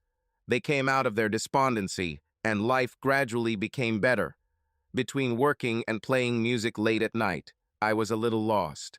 It was by chance that when I was having lunch at a cafe near the office, I came across an advertisement in the local newspaper. It was a young woman looking for someone to play with. There was a number, so I decided to call. As I listened to the beeps, I thought, damn it, man, what are you going to say? I was about to decline when a pleasant voice answered on the other end of the line. Hi, this is Daisy. Oh, hi, Daisy. My name is Jake. I'm answering your ad in the newspaper looking for someone to play with. Oh, I see. Where do you live, Jake? In Engao, actually. Great. I live in Broadmeadows. What kind of music do you play? A little bit of everything, probably. And you? Oh, I love stuff. Alternative, folk, blues, a little bit of indie. Sounds cool. Would you like to meet some evening? God, I wish I could. I just moved here from Hawke's Bay. I was looking for musicians like that. I have 2 little girls, so it must be after 7:30 unless you want to share dinner with us. Dinner sounds good. I'll bring wine. There will probably be acoustic music. Yeah, sorry. If we do it on the weekend, I have a music room and we can use the amps. When I told the girls we were having a guest for dinner, they were thrilled. When Daisy arrived, they were even more excited. She was several years younger than me. She may not be a beauty in the usual sense of the word, but she is very attractive. She had a bright, husky voice that seemed to suit her thin frame. One could describe her as petite, boyish, light all combined. She came in, shook my hand, threw her guitar on the couch, and gave the girls cheap little gifts. They played together, building Lego statues while I served dinner. Daisy was talkative. She talked a lot, and the girls liked it. Getting them to go to bed wasn't easy, that's for sure. Calming them down was even more difficult. After they left, Daisy and I settled down to play music. She unzipped the case and pulled out a Baby Taylor acoustic guitar. Oh, damn, it was beautiful, made of dark koa, and sounded rich and bright. I was almost ashamed to take out my Takamine. We started playing some modern compositions that we both knew. Her voice naturally harmonized with mine, and she sang the second parts beautifully. A fifth higher and an octave higher. Our voices blended so well. This immediately made us both smile. We drank wine until we worked through a few more songs. Jake, you're really good. Are you in a band or something? No, not now. I used to play, but it's difficult with girls. And you? No, actually. I played, jammed with people, but I was never in a band. As we were playing, she saw my folder sitting on top of my guitar case. What's in the folder? Following her finger, I replied, Oh, nothing special. Just some songs I've been working on. You are writing. Nothing special. Can I hear them? She asked with a questioning smile. I was pretty proud of them, so I said, Yeah, why not? But they're not that good. I played the first one, and she looked stunned. Wow, I thought you said they weren't very good. Hell, if the rest are as good, wow, they're going to be sensational. I played another one, and she leaned in close to see the words and started singing along. It sounded incredible. Her natural instinct for not only songs, but how to fit her voice to mine was perfect. We continued to play, and the wine ran out. Sorry, I only have beer left if you're interested. She nodded. Yes, it would be nice. I got up to get a beer. When I returned, she was flipping through my other songs. When I sat down, she looked at me in disbelief. Are all these songs yours? Yes, all mine. But these are from that new group. This song, Midnight Wish, plays on the radio all the time. Yes, and? Well, you said you weren't in a band or something. Daisy, I wrote these songs a long time ago. My ex-wife is a singer. Wow, damn. Paisley is your ex. Damn it, boy. Fuck it. I pointed to our wedding photos on the wall, and she jumped up to take a closer look. Damn, Jake, I'm playing with a celebrity. No, you're playing with a celebrity ex. But these songs are yours. Yes, just a songwriter. Nothing special. We played all the songs, and she was amazed when I played the old songs. She shook her head in confusion. It's much cooler than the way they perform them. We put the guitars away and finished our beer.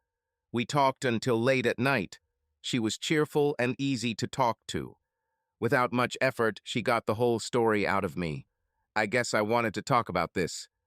Over the next couple of weeks, Daisy became a frequent visitor to our home. She developed really good relationships with the girls. They liked having a woman nearby. Daisy attended the Polytechnic Institute, where she studied sound engineering. I was a little shocked when she asked, "Jake, would you like to speak at MIT? We're having a barbecue on Saturday." When I said I was playing with you, they asked if we could play for them. I responded with an indifferent shrug. Yeah, I guess we could. It would be fun to perform in front of people again. She would come over every night, and we would practice late, getting all the songs right and putting together a playlist. As I dusted off my old sound equipment on Friday night, I felt a rush of excitement. Everything still worked. I checked all the cables, microphones, and effect pedals. We arrived at the Polytechnic Institute, where we had to play in a small auditorium. Helpers surrounded us as we unloaded and set up equipment in the corner. I played background music through the system while we enjoyed our meal. Daisy and I took the stage shortly after, and we started with one of my new songs. The sound was really great. The old sound equipment worked great. Daisy, a little nervous, took some time to get over her stage fright. Soon her voice soared, and she settled into her rhythm. The songs sounded completely different with Daisy. When we performed with Paisley, it was all about her. She had an impressive voice and amazing stage charisma. In short, she stole the stage. She had this star quality. She wanted to be the center of attention. She craved the spotlight. Here Daisy encouraged me to come to the fore, and she sensually wrapped her voice around me. Her voice was a harmonious companion. The crowd is excited for us. They swayed and tapped their feet. They sang together on popular songs. At the end, we received thunderous applause. As we were served beer after beer, the crowd surrounding us bombarded us with questions and requests. It was a fun day and the start of something special. As we were about to leave, one of Daisy's students approached the car. "Boy, would you be interested in playing at the Junction on Sunday?" I looked at him confused, and he said, "Boy, my brother runs the Junction Hotel, and he's always looking for good acts for Sundays. He usually has a jazz band playing, but he told me he was looking for something different." Daisy gave me a supportive look. "What do you think?" I asked her. "I'd like it, but only if you want it." And here we are, a week later, on a Sunday afternoon, playing in the garden bar of the Junction Hotel. The crowd was delighted. Many people gathered to listen. I couldn't believe how involved they were in this. It somehow recharged Daisy and me. I'm usually not that dynamic when I perform. But that day I found a new rhythm. Daisy was in it all too, and we ended up with something special. We moved in unison. It was completely natural, unplanned. But the more I moved, the more lively and extravagant Daisy became. Soon the crowd was up and dancing, and there was a hot little crowd in front of the stage, dancing and swaying to the beat. It was the most amazing performance. To top it all off, the manager invited us to come back. It looked like it was the longest show to ever hold a crowd that long. Plus, we made $500. On the way home, Daisy exclaimed, "Wow, what a thrill. Oh God, it was incredible. I've never felt this way before. They were so into us." I dropped her off at home, and she said wistfully, "Hey, Jake, thanks for letting me be a part of this. I mean, you might not have done it, They weren't interested in me. They were interested in us. You're a great singer, Daisy. Really good. She blew me a kiss. Thanks, Jake. You're a good guy. See you Tuesday night? I'm already looking forward to it. I picked up the girls from their mother on the way. They were full of stories about what they did at Grandma's. Our Sunday sessions have become something of a local landmark in Wellington. We gained a small audience, which led to other performances. These were mainly Sunday lunches, although other opportunities arose as our popularity and reputation grew. After one of the Sunday lunch sets, a guy approached me while Daisy and I were drinking beer. He extended his hand for a handshake. Jake, my name is Grant Stevenson. I'm a Dominion journalist. Could you give me a short interview? Looking at Daisy, I said, yeah, no problem, bro. He laughed. Really, bro? Sorry, kid, just trying to be cool. He laughed again. Come on, it's no big deal. He disappeared for a minute and returned with beer. When he sat down, I said, you know we have a writer, right? No, maybe you could have told me before I went to the bar. I thought you would understand. No, I thought writers were a thing of the past. As we took a sip of beer, he said, can you tell me why you only play Silver Dream Express? We don't copy anyone. These are my songs. They copy me. I saw the distrust in his eyes. He seemed to think I was lying. Wait a minute. Are you saying you wrote all these songs? That's right, Grant. Check out their discography. You will see that most of them were written by me. He took out his iPad and started scrolling. Checking my answers, he nodded.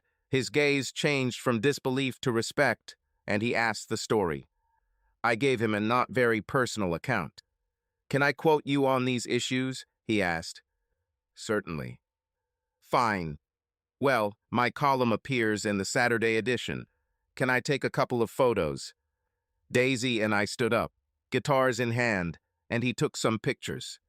This column has generated some responses. The most notable one was from Failsafe Records. They were interested in recording with me. We had a meeting, and they explained that they are always looking to explore the unknown. They wanted to sign me up. Their idea was to use the Silver Dream's popularity on the charts to promote our records. I said that I don't have much free time. We agreed on a price, and the deal was done for a glass of beer. These guys were rebels and loved the idea of giving a hard time to the music industry boss. Obviously, I wasn't going to make a lot of money from this, but I was happy that the audience would hear my songs the way they were always meant to be heard. Daisy and I arrived at the studio on Monday morning at 8. By Thursday evening, we were done. Daisy had friends at university who were interested in designing the album cover. The release was a modest event held in the Junction, where it all began. Grant came to take photographs and write an article for Dominion. Although the release didn't generate much interest, we did generate some excitement. Radio BFM regularly included us in rotation. We even got 3 minutes of TV time. Daisy and I became close friends, and I began to develop romantic feelings. She was beautiful, young, full of life, and we spent an inordinate amount of time together. The closeness that was happening between us made it difficult not to have some feelings. I toyed with the idea of a romantic relationship for several weeks and finally found the strength. I was lucky enough to avoid awkwardness at one of our performances in the Junction. We were halfway through the first set when I noticed a very beautiful young girl sitting close to the stage, watching intently. Her gaze didn't move away, and Daisy answered it. During the break, Daisy and I were sitting together, and the girl slowly walked up to our table. Daisy stood up, and they exchanged a very sensual kiss. When they parted, Daisy turned to me, blushing and embarrassed. Jake, this is my friend, Sabrina. I stood up too, and we hugged. Hi, Sabrina. Nice to meet you. When we all sat down, I asked, and how long have you been together? Daisy chimed in, Jake, I'm sorry I didn't say anything sooner. Sabrina and I were both nervous about it. No one knew. Hey, No need to explain. I understand. No, I'm terribly ashamed. I know I should have trusted you. It just didn't seem like the right moment. I understand you must feel like I deceived you. No, everything is okay. It would be good to know. But you can trust me, Daisy. I wanted to. Jake, honestly, Sabrina and I decided this week that we have nothing to be ashamed of. We're going to make this public, and we wanted you to be the first to know. I leaned closer and we hugged. Thank you, Daisy. I appreciate it. She added, almost in a whisper, are we going to be okay? What? Certainly. I don't care about these things. I'm just glad you found love. We ended our second set with Sabrina and a group of fans dancing in front of the small stage. When we were done, Sabrina came over and helped us pack up. Our friendship changed after that. With any thoughts of romance gone, Daisy and I became fast friends. Sabrina also became a regular guest at our home. Every night when Daisy and I played music, Sabrina would come over and hang out with the girls. It was a perfect match. The girls adored Sabrina. She looked a bit like a little girl, so they got along great.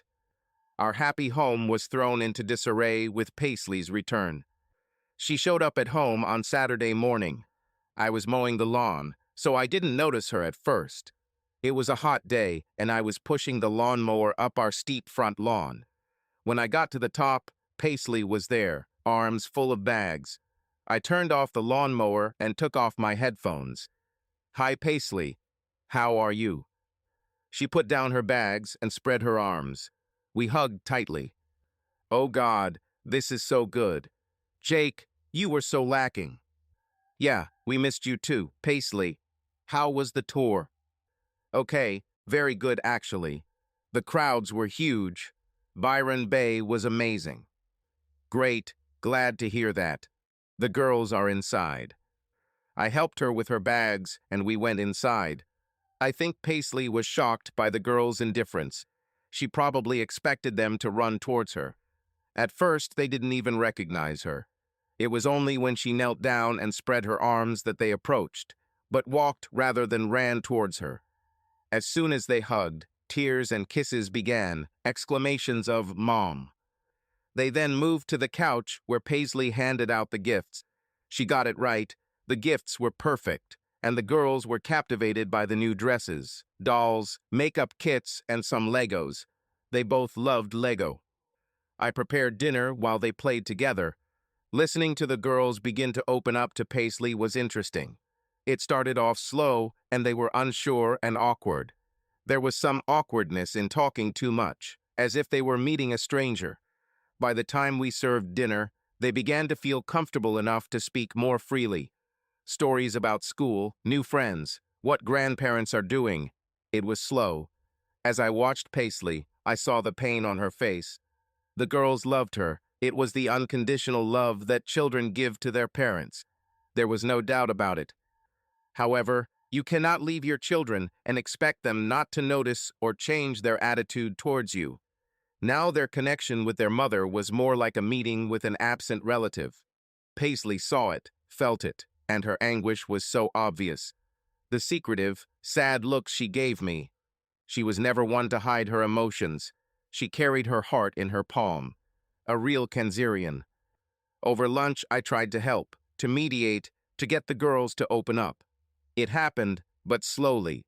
After lunch, the girls ran off to their bedrooms and left Paisley and I sitting in silence.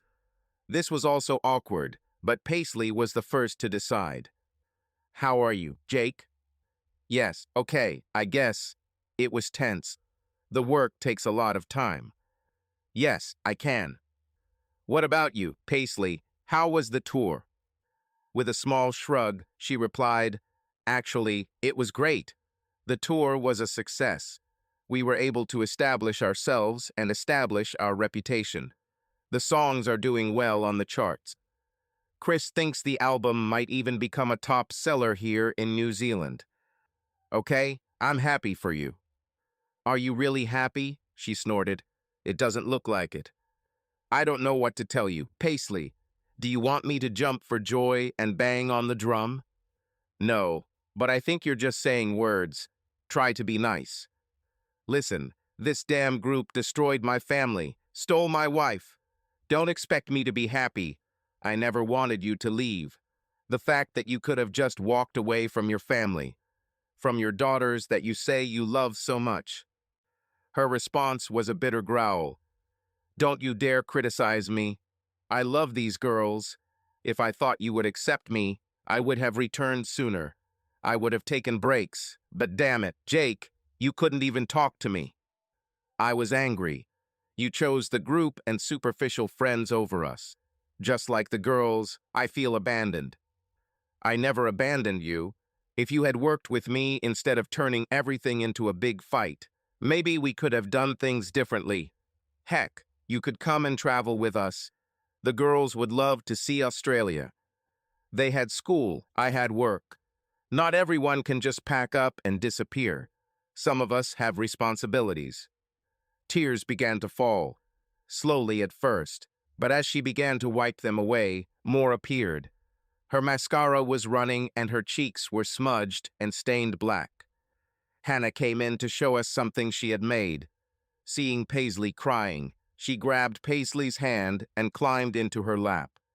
Don't cry, Mom. Everything will be fine. Paisley hugged her tightly. Thank you, dear. Thank you.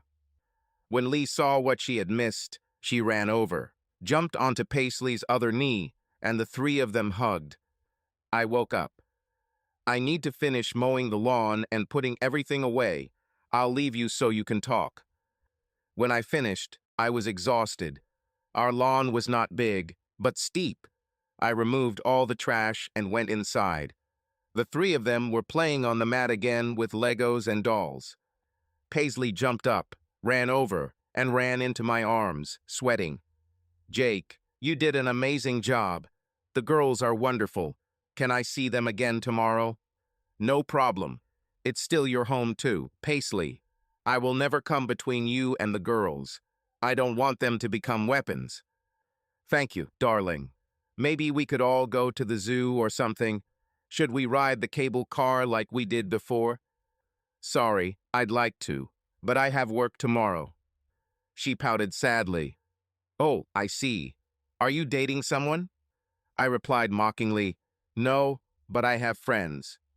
It's normal. I didn't want to mind my own business. You don't need to tell me. Paisley, I was honest. If I was dating someone, I would tell you. She nodded sadly.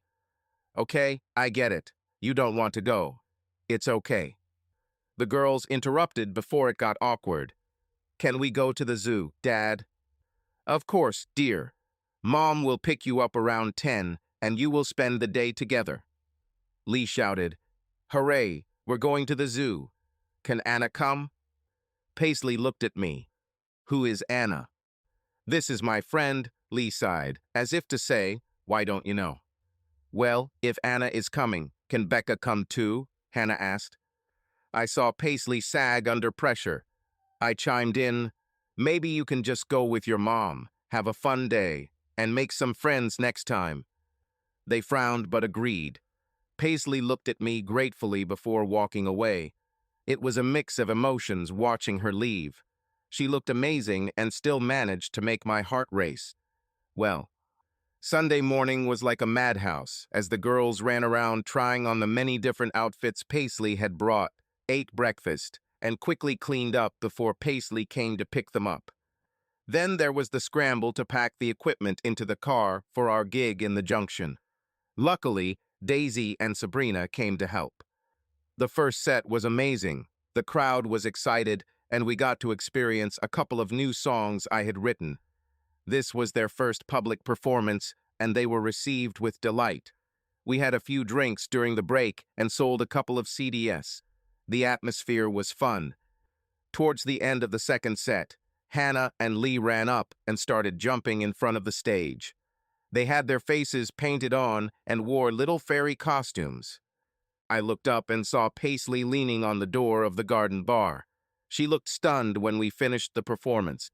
Hannah and Lee climbed onto the stage, as they often did when their mother brought them to watch. Daisy leaned down and kissed them before Sabrina helped them down, and they ran into her arms. I watched as Paisley just looked at Daisy and then at Sabrina. She walked forward slowly. As she reached for Hannah's hand, Lee grabbed her and pulled her into the small crowd of mostly women dancing in front of the stage. Paisley made contact and danced with them when Hannah pulled Sabrina to dance with them. I expected Paisley to feel uncomfortable, but she got into the game and they danced holding hands. When the set ended, I was busy signing and selling some CDs when Paisley walked up. Well, well, well, it sounded great. She leaned over and picked up one of the CDs. This is what they should sound like. It's a little cruel. It's a little cruel. I shrugged. People love it. She laughed at my joke. When did you do all this? She asked, looking at Daisy. Oh, the recording has been ready for months. Daisy, who was finishing tidying up the cables, walked over. Hi, I'm Daisy. I'm a big fan of yours, by the way. They shook hands, and it was done discreetly and briefly. How long have you been together? Paisley asked. About 6 months, Daisy answered. Have you finished your tour? Yes, Paisley replied sharply. I just got back yesterday. She looked at me witheringly, with more than a hint of hostility. You could be honest with me, Jake. Honest about what? She came closer. You said you weren't dating anyone. I saw a tear in her eye as she snorted. I'll leave the girls with you. She left before I could say anything. Wow, Daisy gasped. What flew into her and died? Don't know. All I can think is that she thinks there is something between us. Between us? Is it true? She snorted contemptuously. Oh, watch out. I'm not that bad. Sorry, she laughed playfully. I didn't mean that. You didn't tell her about us. She arrived suddenly yesterday.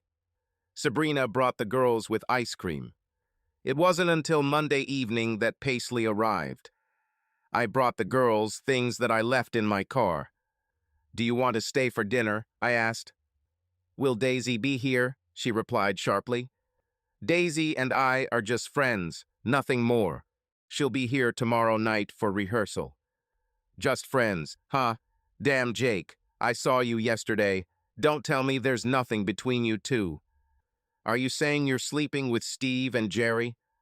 What? No. Why are you bringing up this rubbish again? Well, that's what you just accused me of. God, Jake, I don't even like Steve, let alone Jerry. There was never anything between us. It's probably different for Daisy and me. We like each other, but I don't think her friend Sabrina would like it if there was something between us. Girlfriend? Yes, Daisy loves girls. The girl Hannah danced with is Daisy's partner. She wilted a little. Oh, damn, sorry. I probably jumped to conclusions. You looked so close, and you played with each other like lovers. As friends, we're great friends, and the girls like both her and Sabrina. The girls walked in, and Paisley was dragged into their room to watch them put on a little fashion show. After dinner, Paisley and I sat together in the living room with glasses of wine. How did you start playing again? I don't know. I'm no different from you, Paisley. I also had dreams and ambitions. I also wanted to conquer the world. I met Daisy and we hit it off. The rest, as they say, is history. Why did you call your album That's What They Should Sound Like?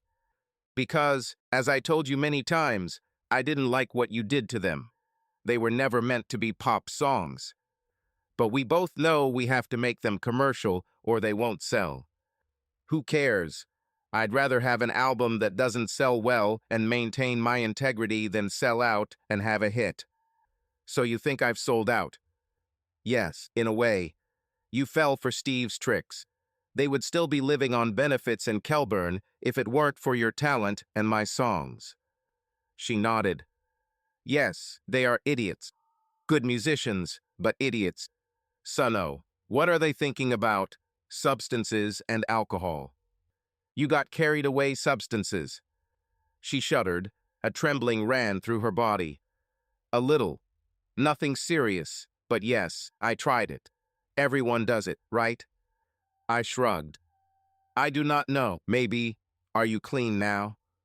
Yes, I haven't used it for some time. She saw my dissatisfied expression on my face. Don't judge me, Jake. You also experimented once. I didn't judge. I was just worried. As I poured more wine, I asked, so what does the group do now? We've got a couple of shows in Auckland next week. One in Christchurch the week after this. It's up in the air unless we find something else there to justify our trip. So, what is next? Mushroom wants us to go back into the studio. We signed a 2-album deal. Do you have any songs? No, we have nothing. Steve and the guys are useless. What about your old songs? I asked. I don't know. A couple might be okay, but I'll have to rewrite them. Try to adapt them to the group. Make them more modern. She looked at me with a question. Do you have any new ones? What? You're going to steal them, right? She laughed maliciously. No, smart guy. I was just curious. She twisted her smile teasingly. Although, since you mentioned it, maybe we'll actually take them. While we were drinking wine, she said, Come on, play them for me. Come back tomorrow. Daisy will be here. You can actually hear them. They sound better when she sings them. Yeah, she has a really nice voice. Goes great with yours. We finished the wine. She snuggled up to me, made herself comfortable, and hobbled off. I could stay the night. You must be as excited as I am. I looked at her in disbelief. Paisley, don't tell me or make me believe that you didn't sleep with anyone while you were on tour. She glared back at me. And you, Jake, there are a lot of single moms here. Probably slept with everyone, right? No, I sure as hell am not. Call me a fool, but our marriage is not officially over yet. I kept my promise. A thin smile crept at the corners of her lips. If I believe you, why don't you believe me? Jake, I promise you, I didn't sleep with anyone. I was foolishly hoping that we could work things out in the end. Okay, your point is clear, but that doesn't change anything. Right now, I'd rather not raise the girls' hopes. They're just getting used to having you around again. You'll probably be leaving again in a week. Then they'll be shattered again. Jake, I'm not here just for the girls. While I was away, I realized that I love you. I need you in my life. I don't know, Paisley. I love you too, but I can't live the way we lived before. I don't want it to be like last time. Yes, I'll have to go away for a while. But if we schedule the album recording around the school holidays, we could go as a family. We can't go away for a few months. Yeah, we could go on a couple of trips, but if it's like last year, you'll be gone again forever. Sorry, Paisley, it's bad for the girls. It took me a long time to calm them down after you left. Jake, there must be a way to make this possible. There are thousands of couples around the world where one partner travels for work. It's okay to travel a little, but not the way you want. You want to lead a double life. Go on tour for God knows how long, and then come back and play happy family for a few days before flying off to God knows where again. She looked disappointed. She had something to say, but for some reason she remained silent. Standing up, she sighed. I better go. Can I see the girls tomorrow? I could pick them up from school. Of course. Just call your mom and tell her. Over the next week, Paisley spent more and more time at home. It was difficult for me because I was losing my personal battle. She was as beautiful as ever, and she had also grown emotionally. She was witty and charming. Every night after the girls went to bed, we would snuggle up on the couch.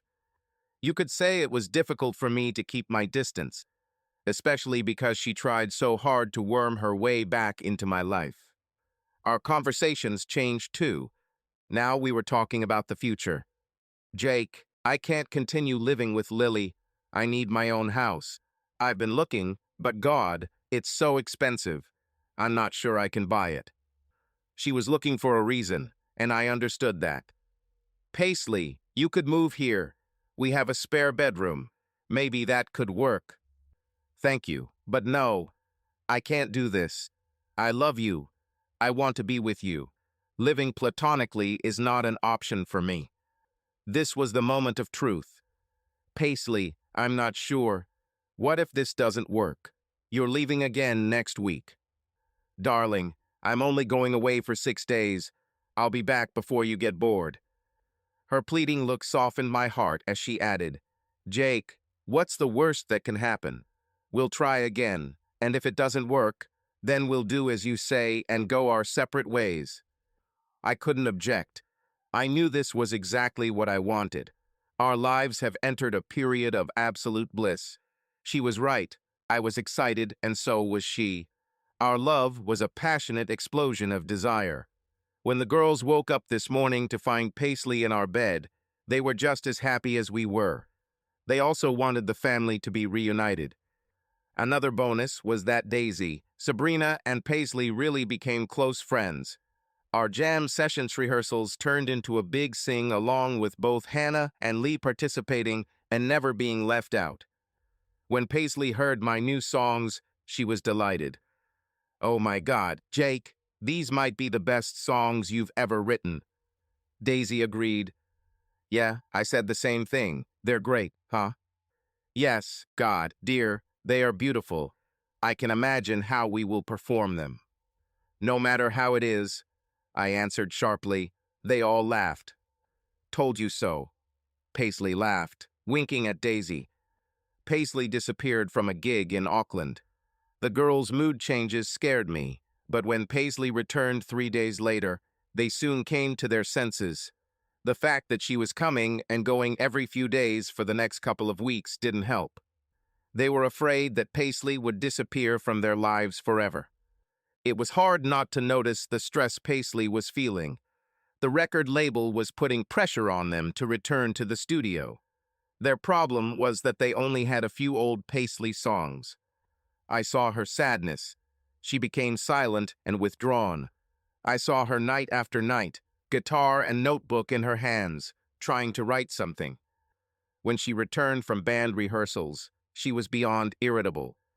Damn, these guys are useless. They don't know anything about songwriting. Watching her struggle to write something, I took pity on her, took my guitar, and entered the music room where she was unsuccessfully trying to write something. She raised her head when she saw me. What are you doing? I'll try to help you write something. It hurts me to listen to what you play. She laughed. Shit, huh? Come on, show me what you can do.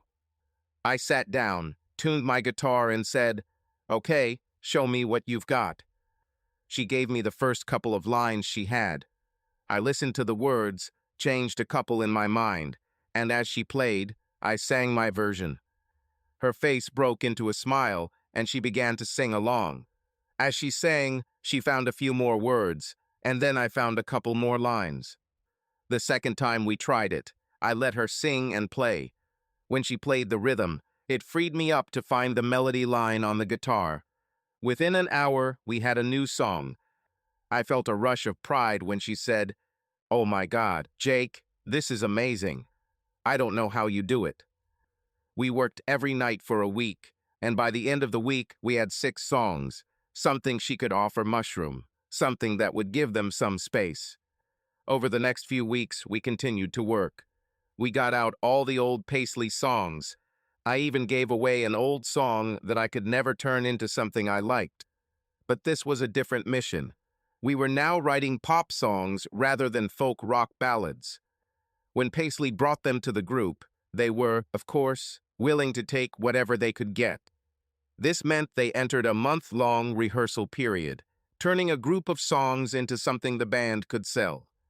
I loved working with Paisley. It was like old times. Writing for her changed the way I approach it. I knew I was giving away my talent, but this time I didn't care. It was a gift I was happy to give. The record company was also pleased. In fact, they were so positive that they sent the band to Melbourne to record an album. The girls and I decided to go visit her. It turned out to be an incredible week. While Paisley was busy in the studio, Hannah, Lee, and I spent our days exploring the city's wonderful galleries, museums, and of course, with two little girls, shopping was a must. We spent the evenings having dinners and new excursions. Overall, it was an incredible week. Paisley slowly revealed the new personality that was hidden inside the cocoon she had created to try to cope with her feelings. Jake, it's so great to have you and the girls here with me, supporting me. It's just fantastic. I feel so free. Last time I only felt guilt. It was so hard. Now I feel like you're supporting me. Can you bring the girls to the studio? I'd like them to see what I'm doing. Yes, of course. They would be glad. Can we come tomorrow? Yes, I will issue passes. They will be waiting for you at the entrance. The studio visit was truly impressive. Their equipment was incredible, 20 times larger than the studio where Daisy and I recorded our album. It was impressive. I was amazed. When we entered, we were ushered into the recording booth. Paisley was just singing backing vocals. The girls looked through the large glass into the recording booth. Paisley saw us and waved to us. If I was amazed, the girls were even more delighted. The control panel was huge, with many switches, knobs, sliders, and flashing lights. I could see the desire in their eyes to twist something.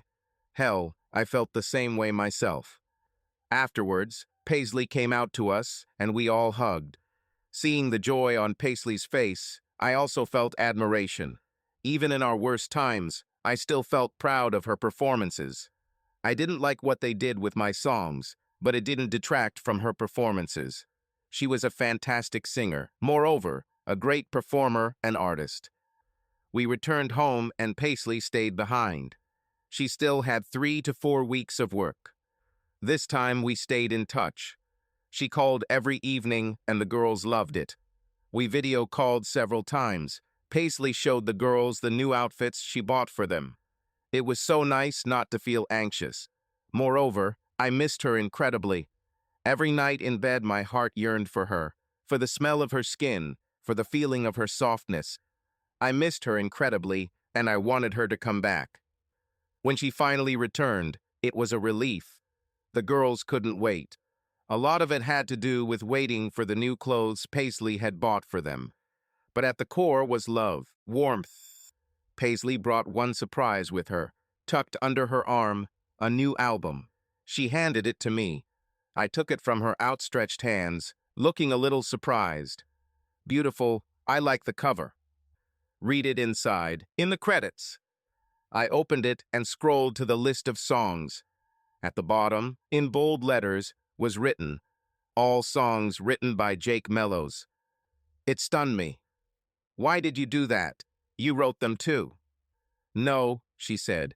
These songs would never have appeared. It was you who discovered them. Without you, we would have nothing. They would never have been born. This is my way of saying thank you. Thanks, Paisley, but you didn't have to. I know, but I wanted to. It's not much for all the bullshit I put you and our family through. Thank you for so much more than just songs. Nothing goes smoothly in such relationships. After the recording was completed, the next stage began, a new tour, concerts, interviews. She was away a lot, but after this burst of activity died down, she returned home and was at home most of the time. When the concerts were in New Zealand, we went with the whole family. We bought a small camper van and followed her around as a group of fans. I never really got along with the guys in the band. They were idiots still living the stupid rock star dream. They blew all their money. They were always broke. It could never be sustainable, not for them. Their desire and need for money, their constant need for a new show to keep creditors at bay, eventually destroyed their group. Paisley has conquered her dragon. She had a string of #1 hits, so she could say no.